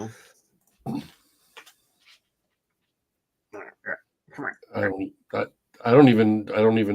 It doesn't even make sense. That last piece should have just been edited out.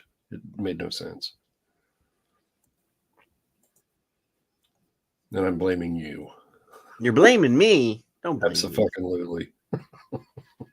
So yeah, I mean, some kids I'm are chiding definitely you. afraid of of like large dogs, and even labs are, that's a big dog. Yeah, they're big. Or golden retrievers, they're a big dog. Ours was They're 70 pounds. They're not pit bulls, but some Ours kids knocked might me not. over. And say your kid's somewhere on the spectrum. Sometimes kids that are autistic, they have fears of things, and dogs is one of those things. So I don't know that that's appropriate. They could not be. You never know. But anyway, here, look at this one, Kevin. This one will have you shaking your head. The new school. Ed one is facing a manslaughter charge, and the other's family is planning a funeral.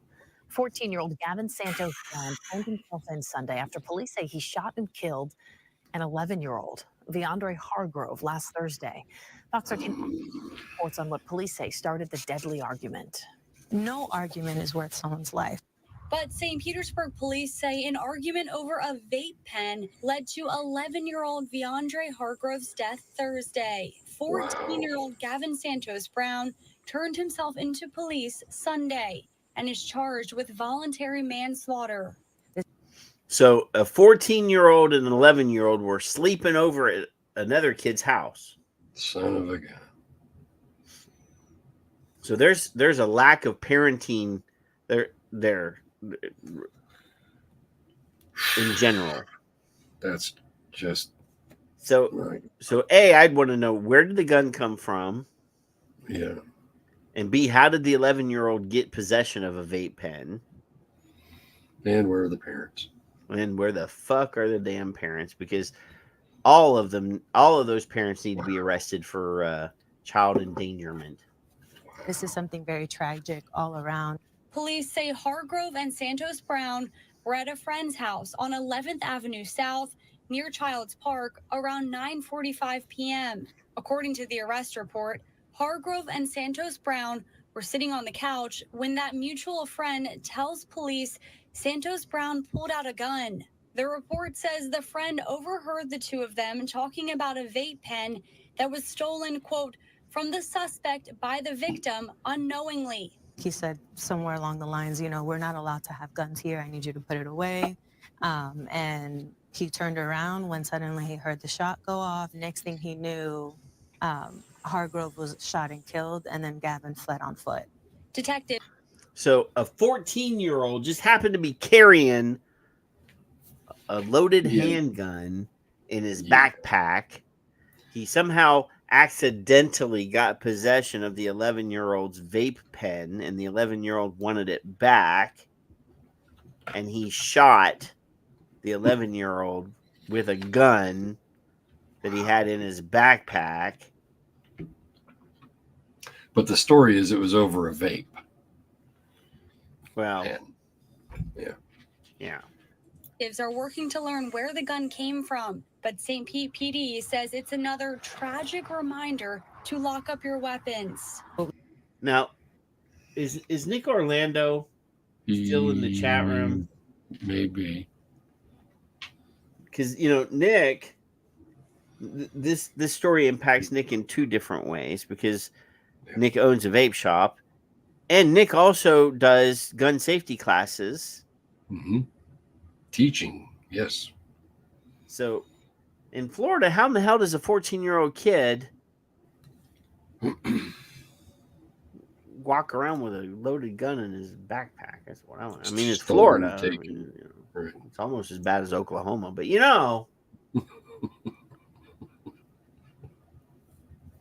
just saying. What we see commonly happen is that a lot of our juveniles obtain these weapons through opening a door in a car and finding them. People are sometimes... Now, if you got a loaded gun in your car, what the fuck are you doing not locking the car so that she's saying that this is a common thing, that kids are just walking around opening cars and finding handguns in cars. You ain't going to find it in mine ever, unless I'm dead in it. when I get out of my car, Kevin, if there were a handgun, it would be with me. It doesn't come off me. It doesn't happen. Yeah. I don't even understand the theory behind leaving it in the car. That doesn't even make sense to me. Just you know, if in Florida people are just walking around and opening car doors and finding guns, I'm going to go to Florida for a couple of days. I'm just Are you randomly picking up handguns? You know. Sometimes their parents own them and they have access to them. It's important that if you are a gun owner that you have it locked up and put it somewhere where it's not easily accessible to children. Police say Hargrove, just 11 years old, died at the scene. And Santos Brown, 14, is being charged as an adult. Kaylee Tracy, Fox 13 News. Huh. Maybe they were at church. Can't take a gun in the church, right? Depends. That depends. Well, that's a whole other discussion. Yeah. In Texas, you can. I don't know what it is now, but it used to be that the church here would give you, give the congregation or the people, whatever, permission to do or not do so. So depending upon where you go. Just the idea, Kevin. Just the idea. I'm not. So it's a whole different Newsweek, show. Kevin. Newsweek is reporting on something that actually I shared this with a friend of ours who owns a vape company who had stopped their online United States business, but has just recently reopened their online business because I know that this was something that they were moving into. Mm-hmm. So let me show this. This is from Newsweek, and it says vaping : unregulated chemical in new e-cigarettes may alter brain development. Okay. So it says here, new e-cigarettes may contain nicotine-like chemicals with unknown impacts on our health, Yale scientists have warned. Despite interacting with the same receptors in our brains, these chemicals, called nicotine analogs, are not held to the same FDA restrictions and scrutiny as other nicotine products, allowing them to be marketed with youth-appealing flavors and avoid tobacco taxes. So by trying to stay outside of FDA oversight, a lot of uncertainty for consumers is created. Hanno Erythropopol, a research scientist at the University of Yale's School of Medicine, told Newsweek. An FDA spokesperson has said that the new chemicals may be even more potent than nicotine, with impacts or potential impacts on adolescent brain development, learning, and memory. The fuck are they talking about? Are they talking about salts? No. This is a new. New-ish. It is a non-nicotine nicotine. Anyway, the FDA is looking at this from an agency-wide perspective, and it will continue to use all available resources within its authority to protect the public, particularly Americans' youth, from addictive products that may harm their health, says Jim McKinney, public affairs specialist at the FDA. Although more research is needed, some emerging data shows that these nicotine analogs may be more potent than nicotine, which is already highly addictive, can alter adolescent brain development, and have long-term effects on youth's attention, learning, and memory, Kevin. So down here, you're going to see the name of the chemical, Kevin. Nicotine analogs are chemicals that closely resemble nicotine in structure and therefore target the same receptors in the brain. Examples include 6-methylnicotine and nicotinamide. Studies in mice have suggested that 6-methylnicotine may be more toxic and more potent than nicotine, but human studies are lacking. It also appears that because these compounds are not held to the same stringent restrictions as traditional nicotine, the chemicals listed in the ingredients on labels are not always consistent with what is actually inside the product. Yeah, well, the ethical problems that they have with testing humans and killing mice are two different things. So lots of modal verbs and phrases in there. That was a big old pie I was trying to eat. Yeah, so there are several companies that are currently on the market that are using this synthetic, this 6-methyl nicotine. Okay. And they all have different trade names based on which lab you're getting them from. And one of our friends is looking into this as a. Isn't one of them doing that? No, there's a couple companies that are already doing it, and it went separate from and our friend's company, nicotine, which we can't commercialize. That's why I'm not right. saying the name of the company. I'm thinking the same thing you are. In partnership, distributing through that. Okay. Then this isn't something new, is it? Like today, this week? Newish. It's just, a couple companies have been on the market, but now other companies are sort of, they were waiting to test, see what was going on with those guys before they. But the FDA's already decided. Yeah, the FDA already decided even non-nicotine nicotine is nicotine. No, is what they said, right? So this is a completely different molecule. Oh, it's another one. Okay, all right. This is not synthetic nicotine. Okay, this is something else. This is a completely different molecule that does attach to the same receptors. Well. So yeah, again, we're going to get our stuff. Lots of, if you're in business, Kevin, you gotta look at ways to preserve your business. Innovation is innovation. But every time, so the vape industry in general has always looked for loopholes. Right. They've always done it. Sure. Yeah. And every time they find a loophole, they jump through that loophole, and then another barrier gets put in place. Yeah. So, these businesses that are jumping through that loophole, they may get a little lifespan out of that loophole, but eventually FDA is going to slap another barrier in front of them.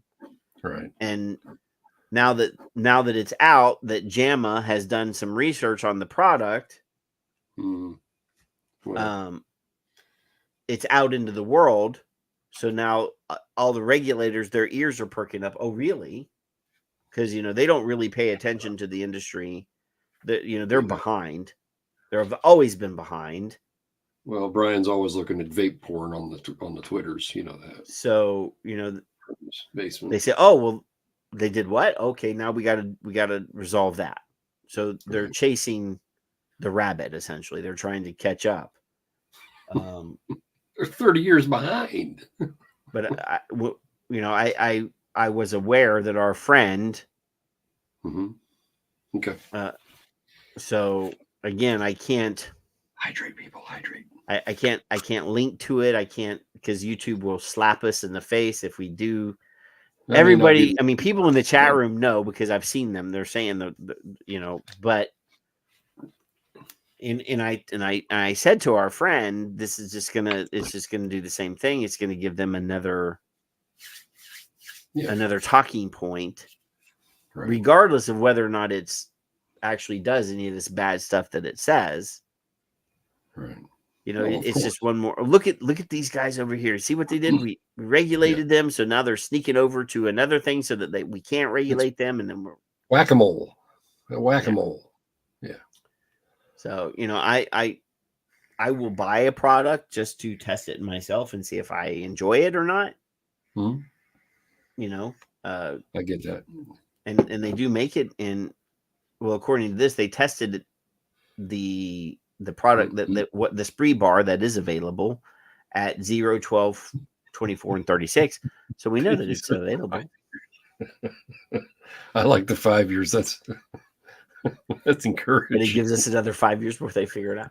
I think they're speeding up. I'm not so sure that we're going to get a 5-year window out of it, but Yeah, your friend Glance, Puffin Stuff, said their industry is 20 to 30 years behind the technology of tobacco companies. Yeah. Do you think they can really keep up with these? Of course, that's Glance. He's 100 years old. So to confuse the public about science, to confuse scientists about science. Got shit in his mouth. Science is confused. Yeah. So Kev. Meow, here, kitty. No, not yet. No. You Why are you? I don't like you.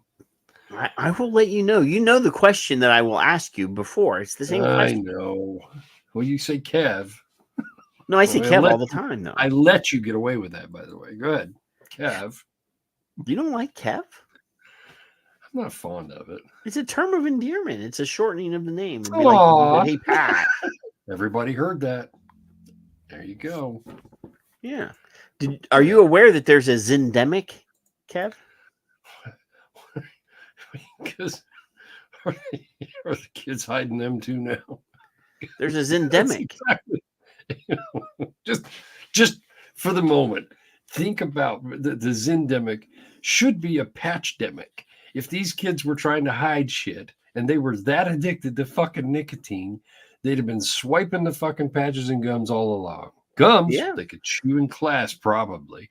And the patches, they can just but a stick patch, them in you their can hand. just put that anywhere on your body that your t-shirt covers. There you know? go. So Or anyway, your go ahead. britches. I know nothing of a Zyndemic. Oh, you know what, Kev? You know what? Give me 1 second, Kevin. I just had something. Oh, the cranky old broad just came in. Oh, what? The cranky old broad. Yeah, I know. You're allowed, Skip. Everybody's allowed except Patrick. Why are you calling her cranky, Kevin? I just don't understand. Did you know she wrote a wonderful I think it was Filter. Don't smack me. She writes a lot of wonderful things, Kevin. She's fucking just killing it now. And she used crab ass right in there. I thought, well, you would recognize it.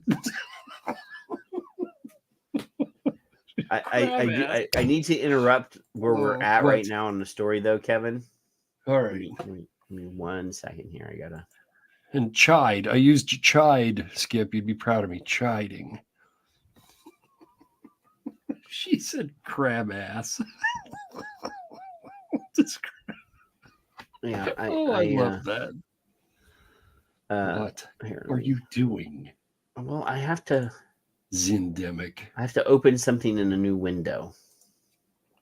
This thing in disguise riled up some people that actually use it, and boy, did they jump when they heard that they were upset.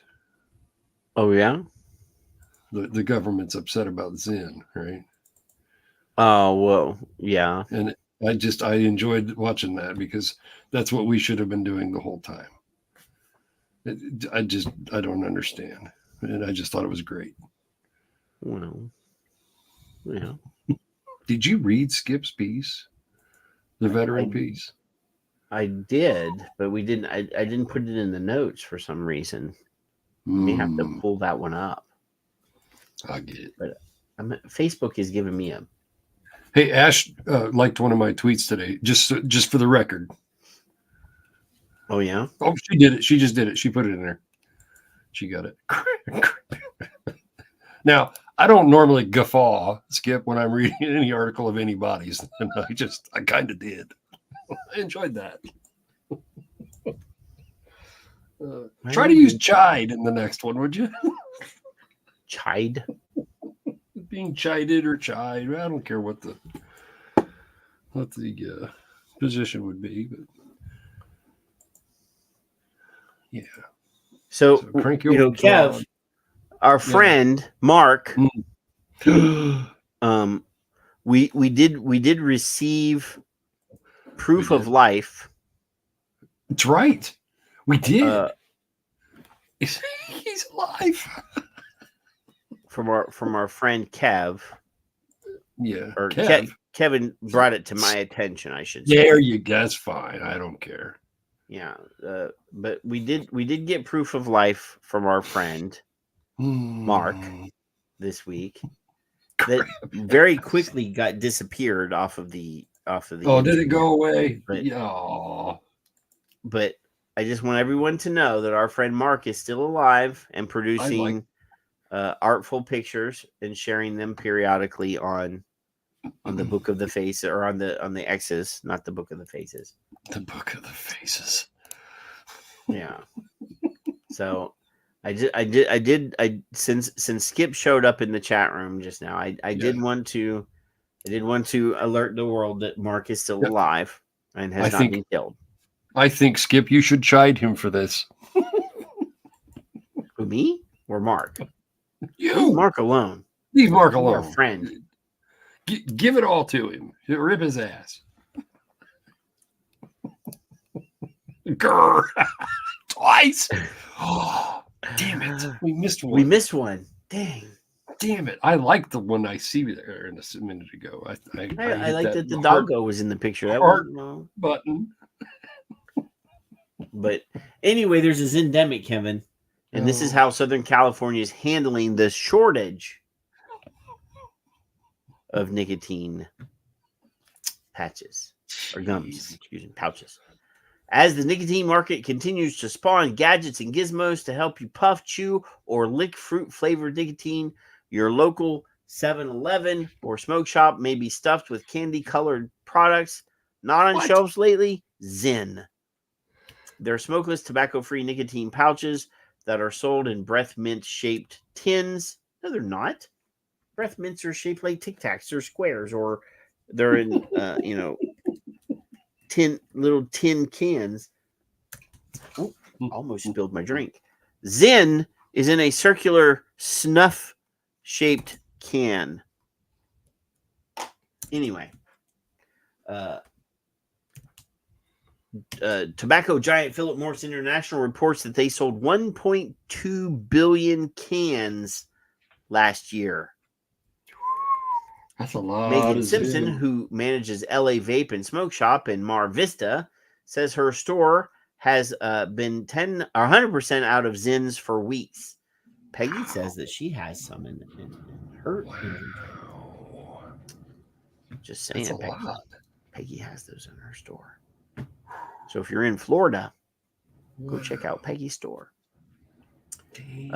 Anyway, cannot get them at all. I wish I could, because I have regular customers who come in here every day to check and see if I have them. Hey, Megan, if you can't get those, I know that you can get Zemo. Just somewhere. I know a guy. And yes, it's a plastic can. But so are the General Snus. I mean, this is a General Snus. It's in a plastic.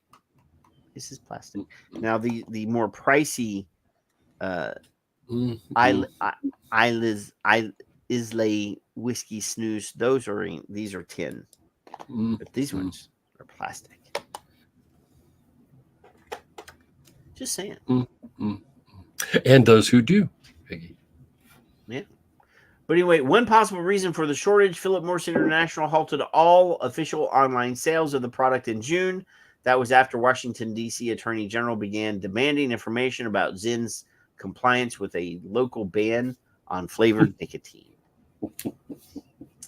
Here in L.A., which much wilder rumors about the shortage are flying. People keep asking me questions, and I don't know what to tell them. People are hearing that the factory burned down. Somebody blew it up, that they're in a lawsuit with the government, that they're in another lawsuit. Despite the company's legal troubles, PMI claims that the current shortage is strictly because demand has outstripped supply. I believe that one. Now that I do believe. I trust. I do believe that one. Zyns have been on the market for over 10 years, but only recently caught on as a phenomenon. Ollie Gantz, who studies tobacco marketing at Rutgers University, says a big part of that is a social media presence. There's been this momentum in social media like TikTok and other platforms where a lot of people, particularly young males, are really promoting these products. I'm not young. No, you're not. No. And it says one recent example of content channel, Nelk Films, a team of about a dozen young male Zinfluencers used a helicopter to give conservative commentator Tucker Carlson the world's largest Zyn container.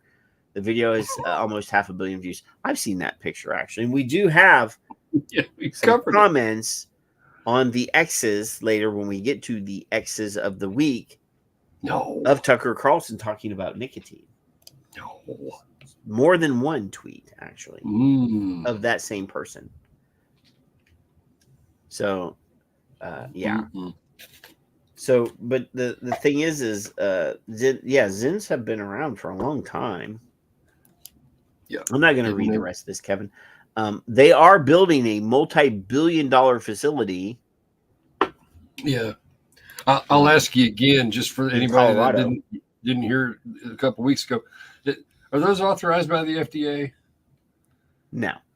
And you said PMI is actually investing millions and millions of gazillions of dollars in your state, right? It was your state. Yeah.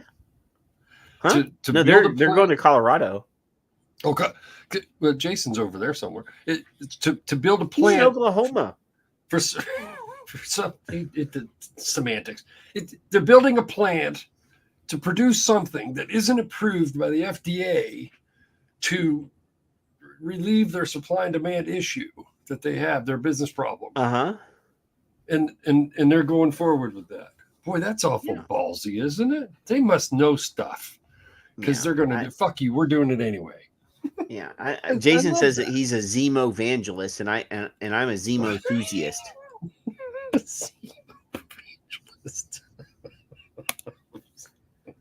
So, you know. Oh, that's good. I like that. Yeah. One of our catchphrases is going to catch on. I don't know which one, but are we Zemo evangelist or Zemo enthusiast? Yeah. I don't know. I guess. I don't know. You don't know. You don't know. You don't know. Something about pulling my head out. What does that mean? I got a picture of me like that. Of you like what? With my head in my ass. Oh, well, you know. Get the tie hanging. You have to be pretty limber to do that, Kevin. Oh, well, I'm old. My grandson spoke of me being old this evening. But he called Grandma crazy. So that trumped everything that he said before me, to me, rather. That could be dangerous. Up, you're old. That could be dangerous, Kevin. But do you know, Kevin, what time it is? Holy crap. I bet I do. Here, kitty. Are you sure? Okay. It's time for the Vapecast X of the Week. It's about damn time. I don't even know what I sent you now. I don't think. Well, this is one you sent. This is from Ash. You gotta, Ash. Yeah. All right. Yeah, that I remembered.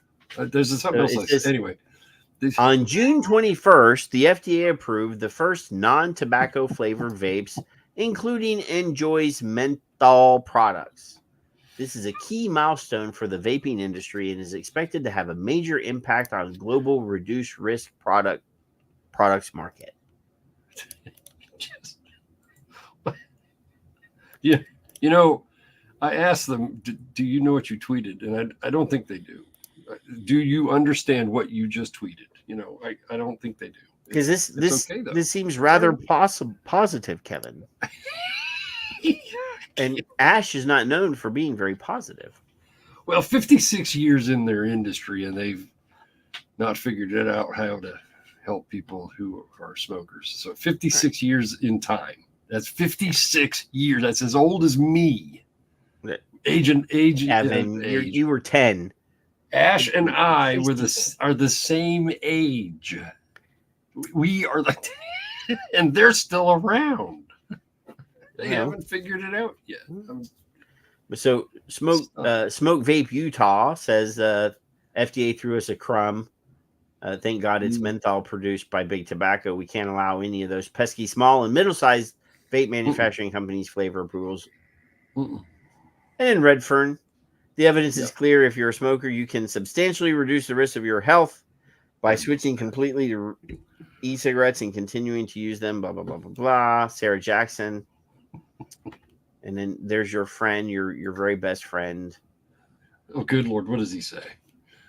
Slow learners. If you want kids to try vaping, just give them flavors. So, well, thanks for the tip there, fucktard. There's that nerd.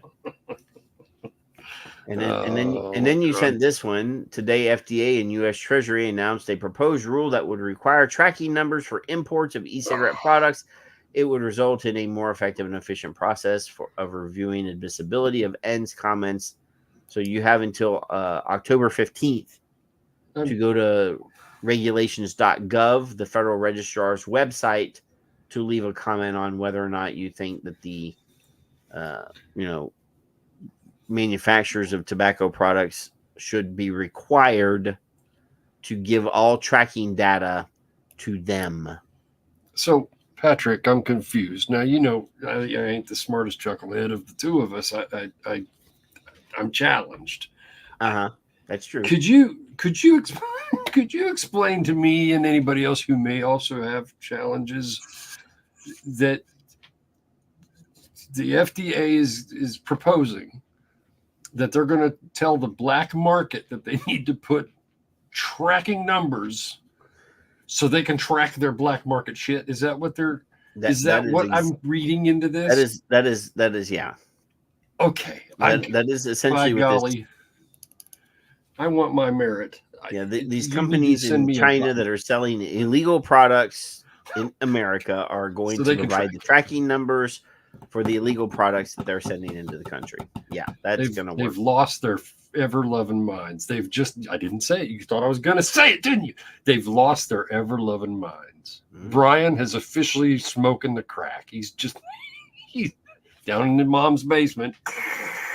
You know what we should do? We should make them give us tracking numbers. That'll make our jobs easier.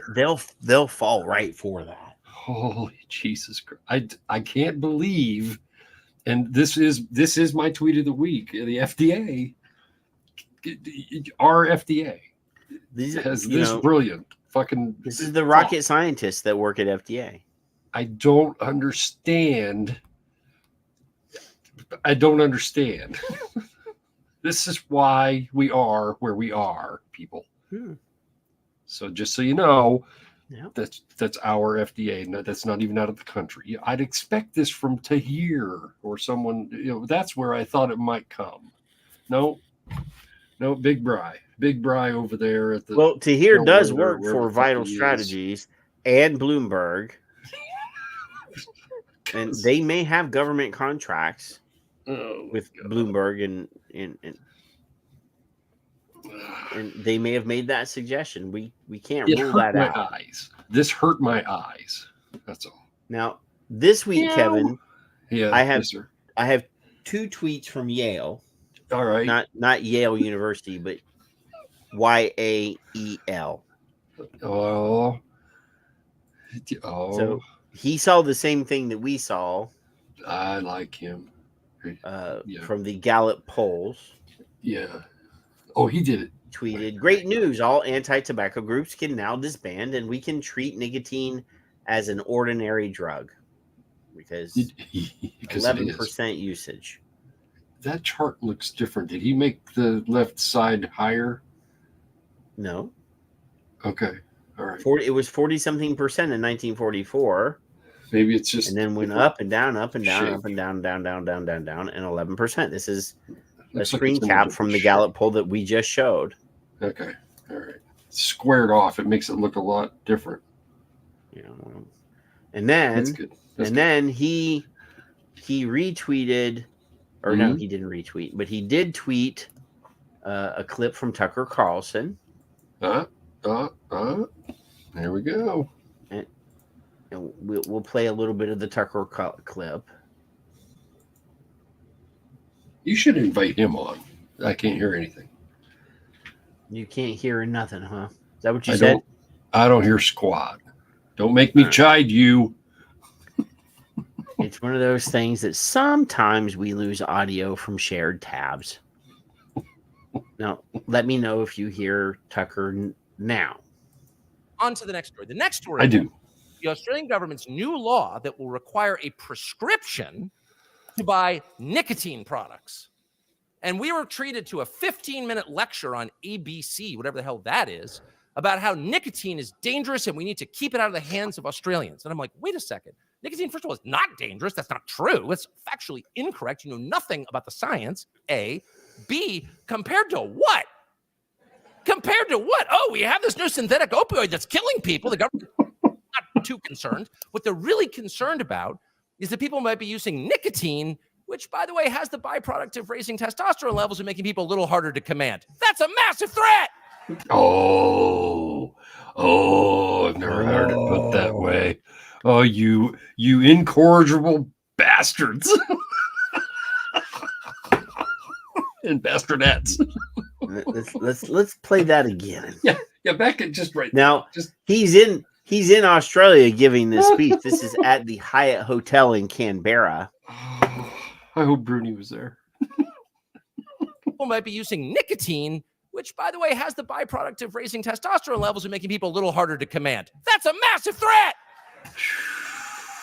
So this is the point where the media gets involved and says, wait a second, let's chart the death toll from vaping versus fentanyl. Maybe one's a little worse than the other. And what exactly are you doing about it? Why don't you press your ministers and your prime minister? What are you doing about it, about drug use? And the answer is nothing. Instead, they're hassling adults who want to use nicotine, which I would highly recommend to every person in this room as a life-enhancing, God-given chemical. That's just my view. But I'm like, immediately. Now, Kevin, I don't always agree with Tucker Carlson. Let's just put that when out I do, but when I don't always agree with Tucker Carlson. No, but I on don't this either. topic, he's humorous as hell, though. he's spot on, and he is fun to. He is fun. Fun to watch. Yes, he is. The sarcasm is there. It oozes from him. Yeah, this is our style, so we do enjoy that. You should be like holding these people to the fire on that. I was fired over a year ago, so I don't have to like worry about this or be defensive about it because I don't have a job. So there is a certain freedom in unemployment. And so I sympathize with you guys who work for these companies that are like truly corrupt, and you sort of know that, but you don't want to deal with it because you've got kids and a mortgage. I get it. I've been there. But let's just be honest. Everybody else knows what it is. Everyone else knows how corrupt you are. And so there's a reason they have contempt for you. I'm just saying. Thanks, Taka. Woo! Oh my God. Tucker Carlson just spitting. So Yale says Tucker Carlson with a fresh upper decky Outback edition criticizing Australia's pharmacy nicotine model. He'll never come on, but you need to invite him on. Well, that would be nice. Yeah, I'd love that to. would be. I'd just turn my camera off and mute and giggle. Well, yeah, we just God. get him on. So then Brandon, shares a different. No, you better have your vape band on. No, that was a plate.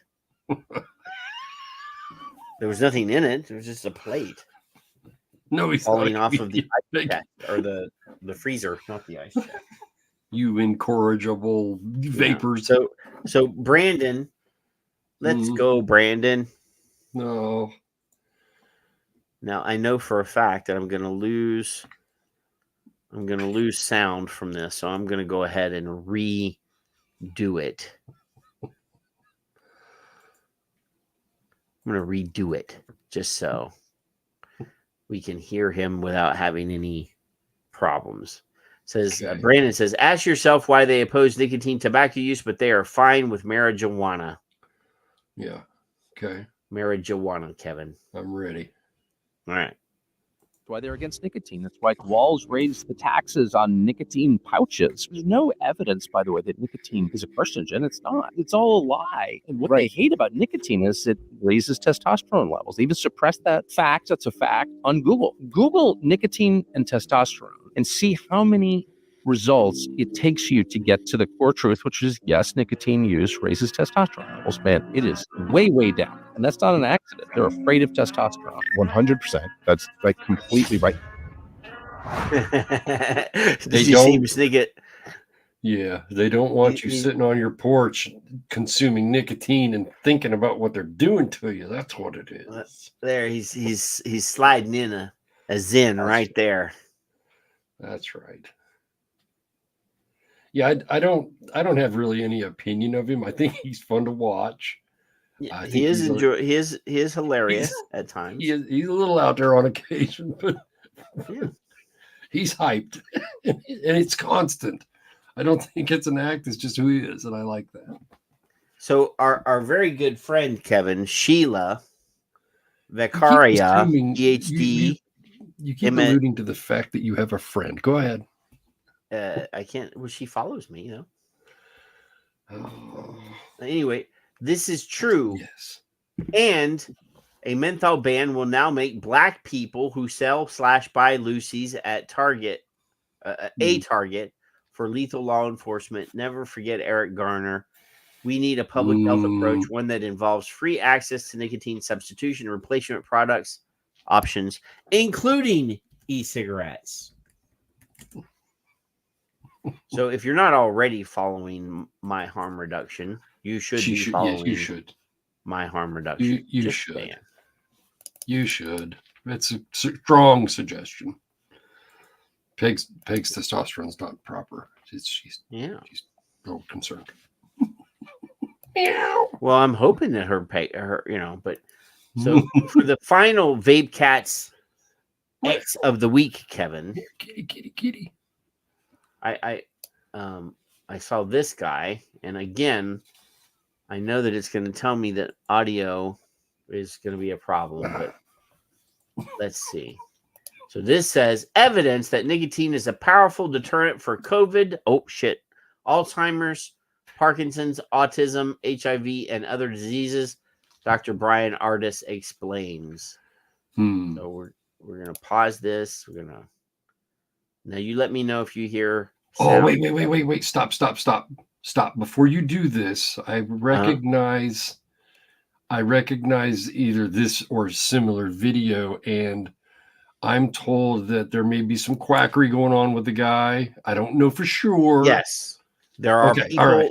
There are people who are anti-nicotine. Yeah. There's two brain scientists that are currently being,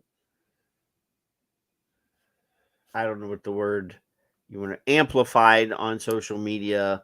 The one guy is horribly pro nicotine but anti vaping. Okay. Well, I'm talking about this guy specific. And we'll listen to what he has to say, and obviously we will criticize anything that he says wrong. Yeah.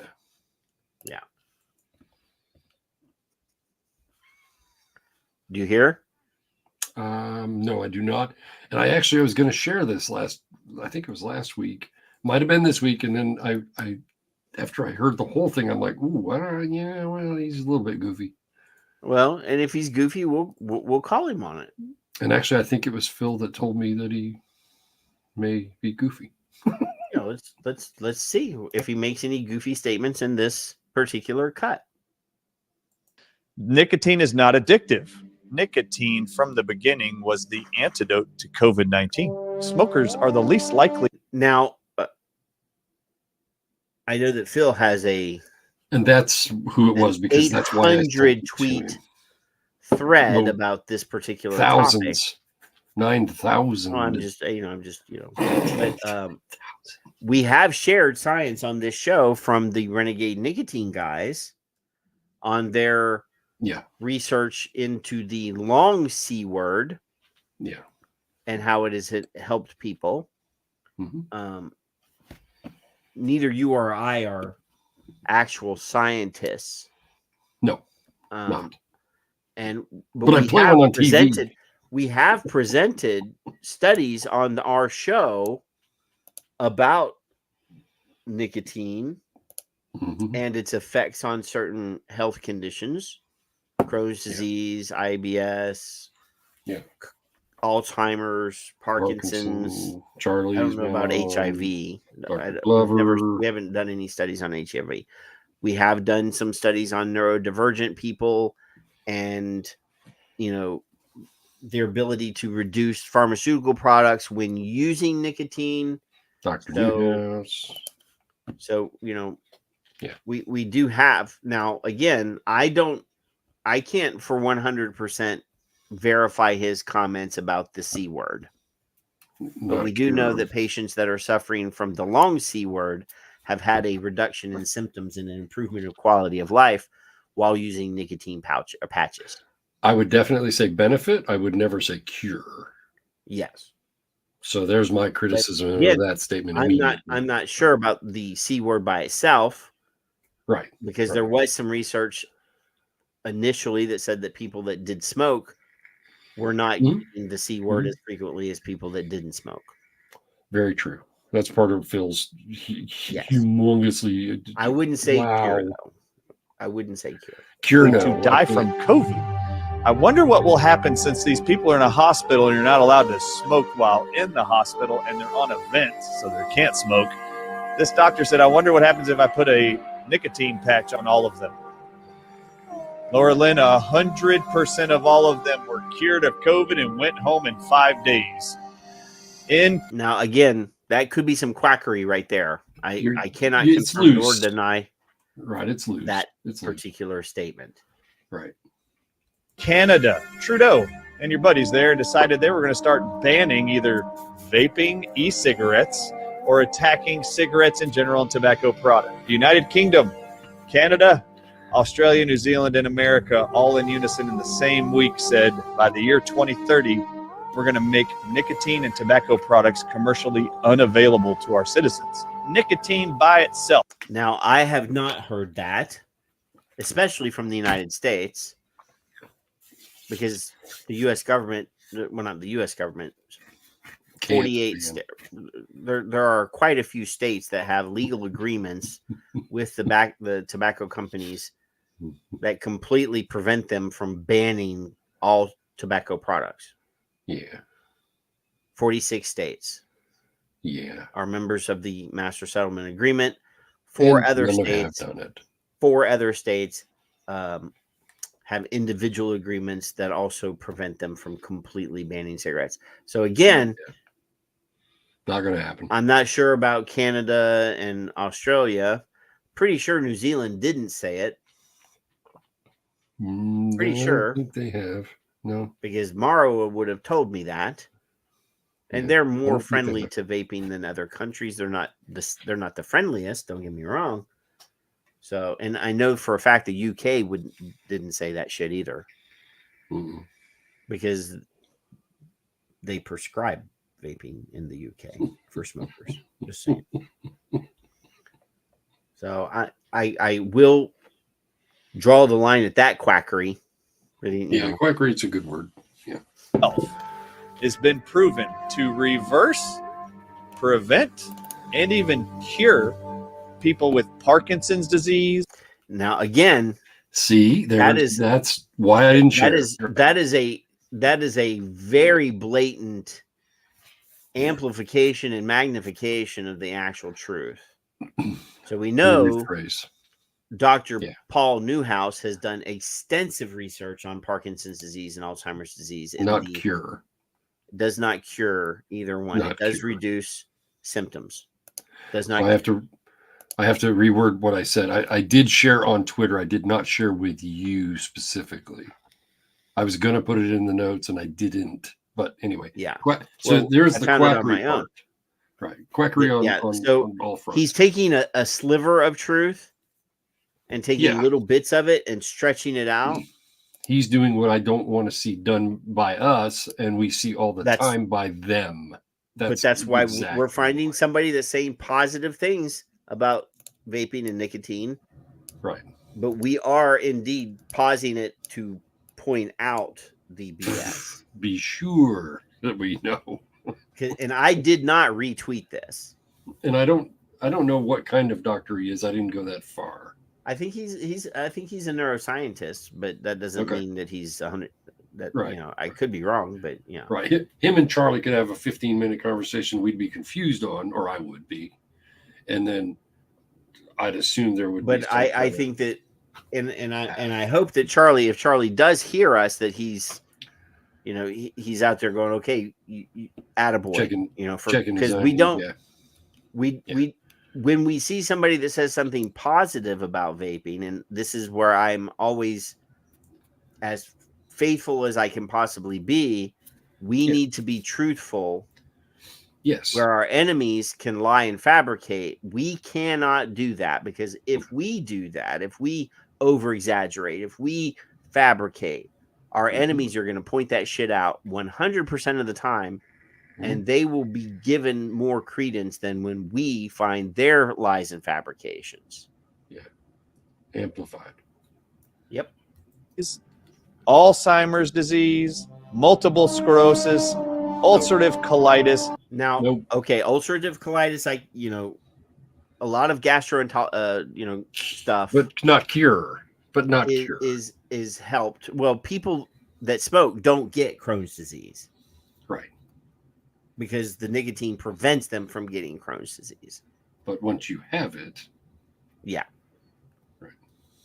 Yeah. So we're on the same page. It's no discussion. It's you've gone too far, buddy. Whoever you are. Yeah. So he's exaggerating way over a lot. Inflammation of your bowel diseases, arthritis. Now I know that's bullshit because I have arthritis and well, that's because you're old. I use a lot of. You got the Bengay up there. You got the virus on Earth is beaten with nicotine.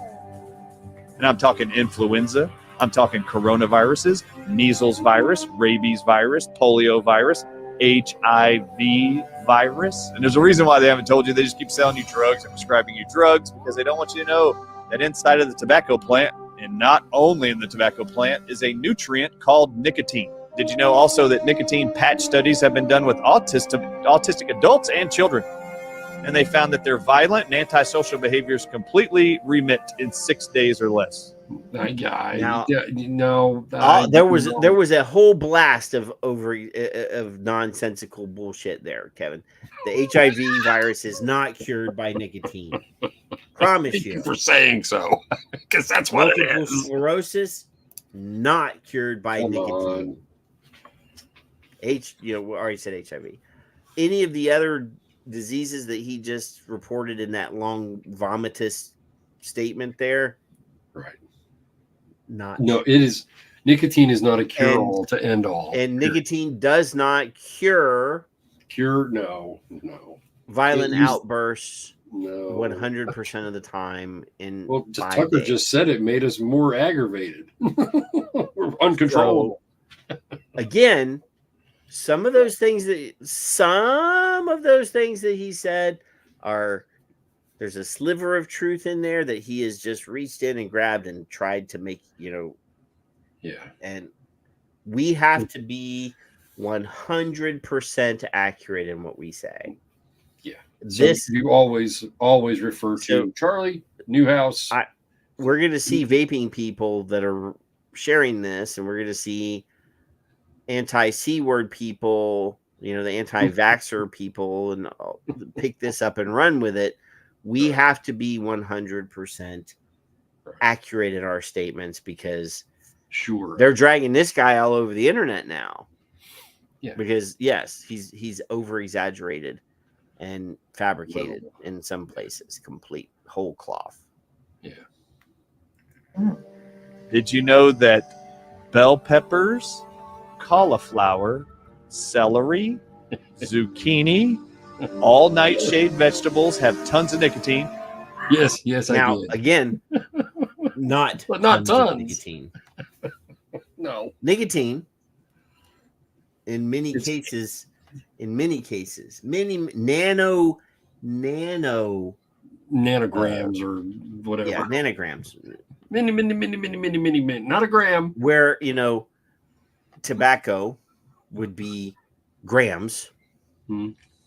of nicotine and tobacco leaf. Or pot for our pot friends. Yeah. Right. Nanograms.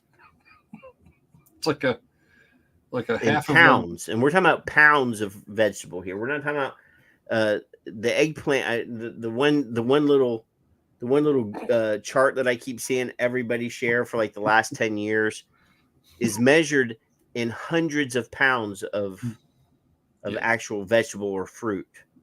Yeah, you'd need 17 truckloads to make 1 fluid ounce compared to what's in something. So we're not lying when we say it does exist, but it's there. Infinitesimal amounts. Eat your veggies, kids. But in any form, Patrick, think about it. In any form, any dose of, right? It's there. But again, veracity I know. And truthfulness. Dose makes the And Skip is in the chat room. She says, I'm autistic as fuck, and I do a lot of nicotine. And this dude claims that nicotine cures cancer or cures autism. Yeah, we can't start the show by going, we figured it out. We're again for life. We need to be as transparent and truthful as we can possibly be, because when we are not, our enemies will point it out. Plus, and again, I don't want the words that they say have way more credence than the words that we say, even though we are more truthful. Correct. Now, this one should shock you. Have you ever eaten a potato chip or mashed potatoes or a baked potato or French fry? Did you know that white potatoes have nicotine in them? And every time you've eaten potatoes, you're sucking down nicotine. Now, my question for you is why do they continue to make us so scared of nicotine and tobacco if it's in our veggies? So if you actually consume the nightshade vegetables, organic version is best. It will have the highest amounts of nicotine. And I just want to ask you all, how come the world's never told you that nicotine's in all those other veggies? How come they only continue to tell you it's in tobacco?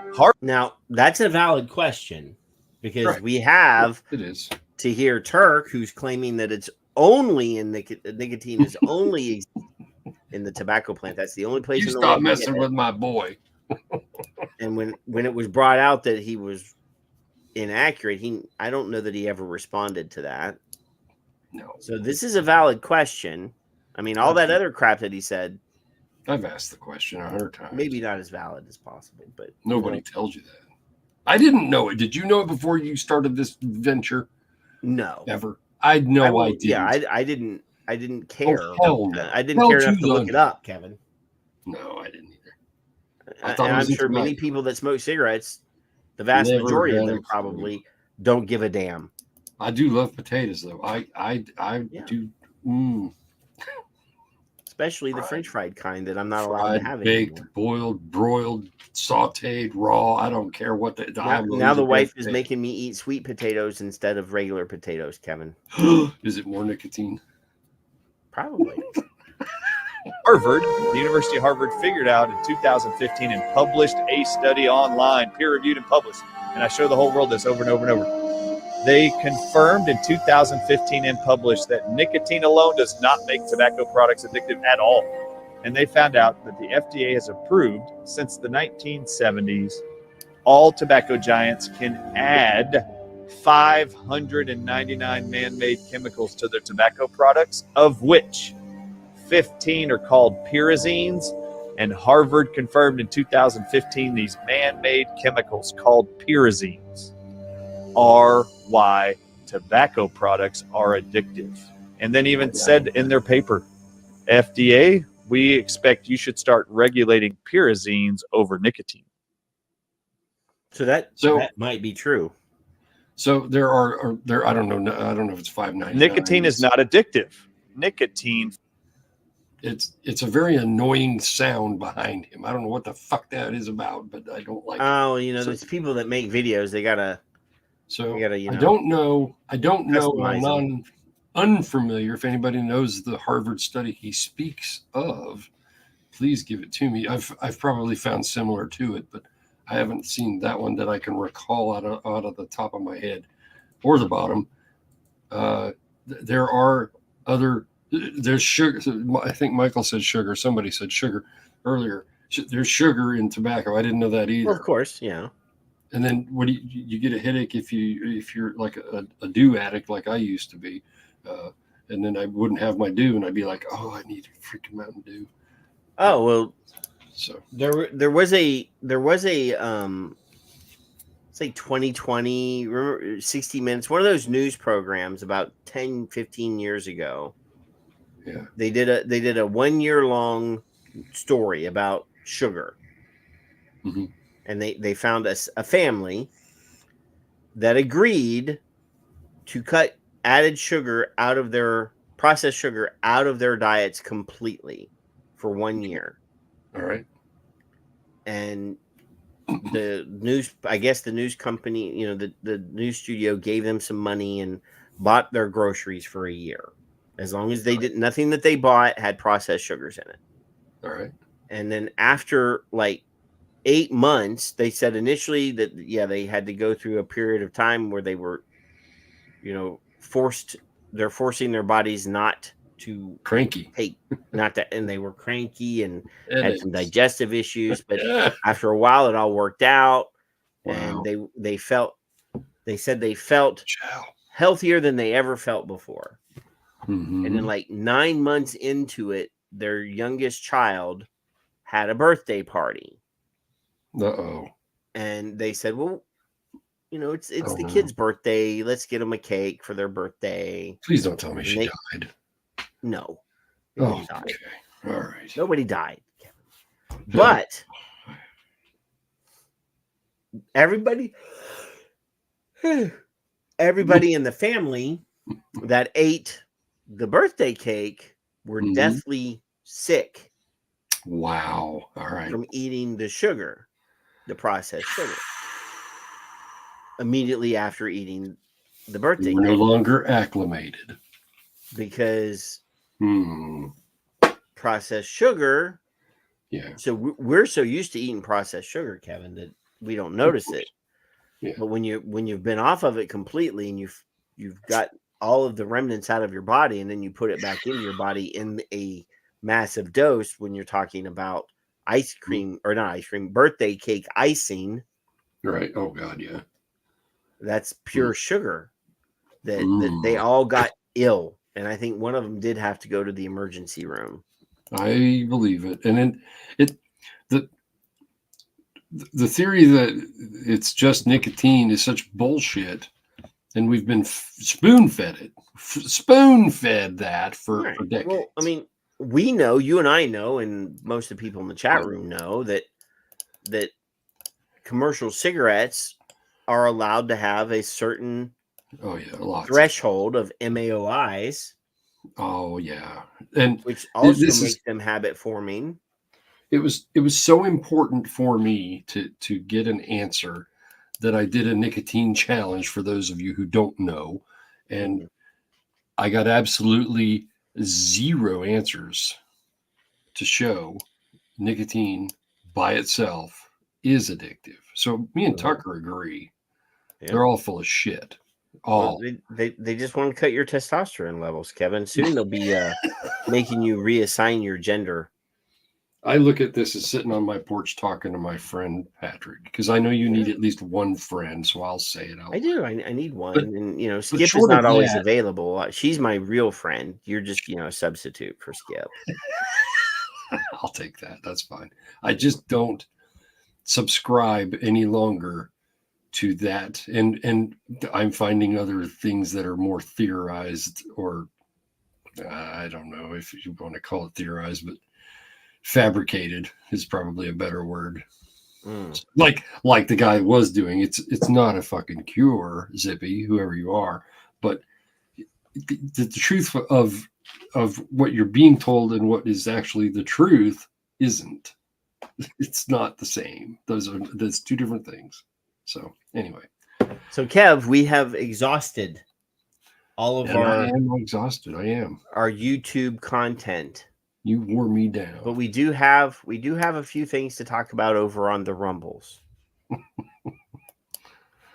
So I'm gonna play a video clip, refresh my drink, come back, I need to warm this up. and we will be over on the Rumbles. We talk about some disease X stuff. Well, yeah, Mpox. Homeless people in California stuff.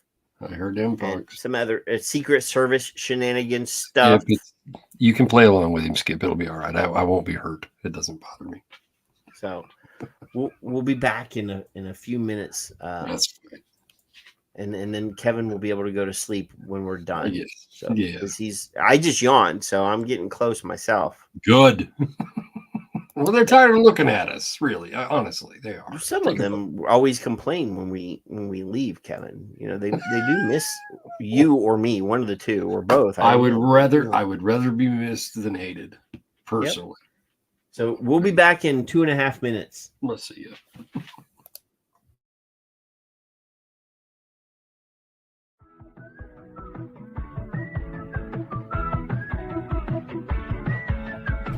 Science is back, and I choose science over fiction.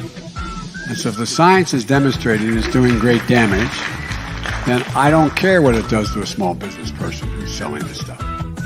If it is damaging lungs, if it's causing the kind of damage that is said, and that study's not been fully done yet, if it turns out that it is, then I would eliminate it. I would make it, I would go after it in a hard way. I would make it broader, not just for he is. If we get asked a specific question by a teen, either a direct message to us or via social media about the relative harms of vaping versus cigarettes, we try to be as clear as possible that if your comparator is a cigarette, vaping is less harmful. In England, the Royal College of Physicians has apparently done a great deal of research on e-cigarettes, and they have actually found that compared to smoking cigarettes, the rate of damage from e-cigarettes is 5% of what it is from smoking traditional cigarettes. You're reducing the damage by 95%. Hey, I don't think vaping or e-cigarettes are good for you. But if you have to choose between smoking and vaping,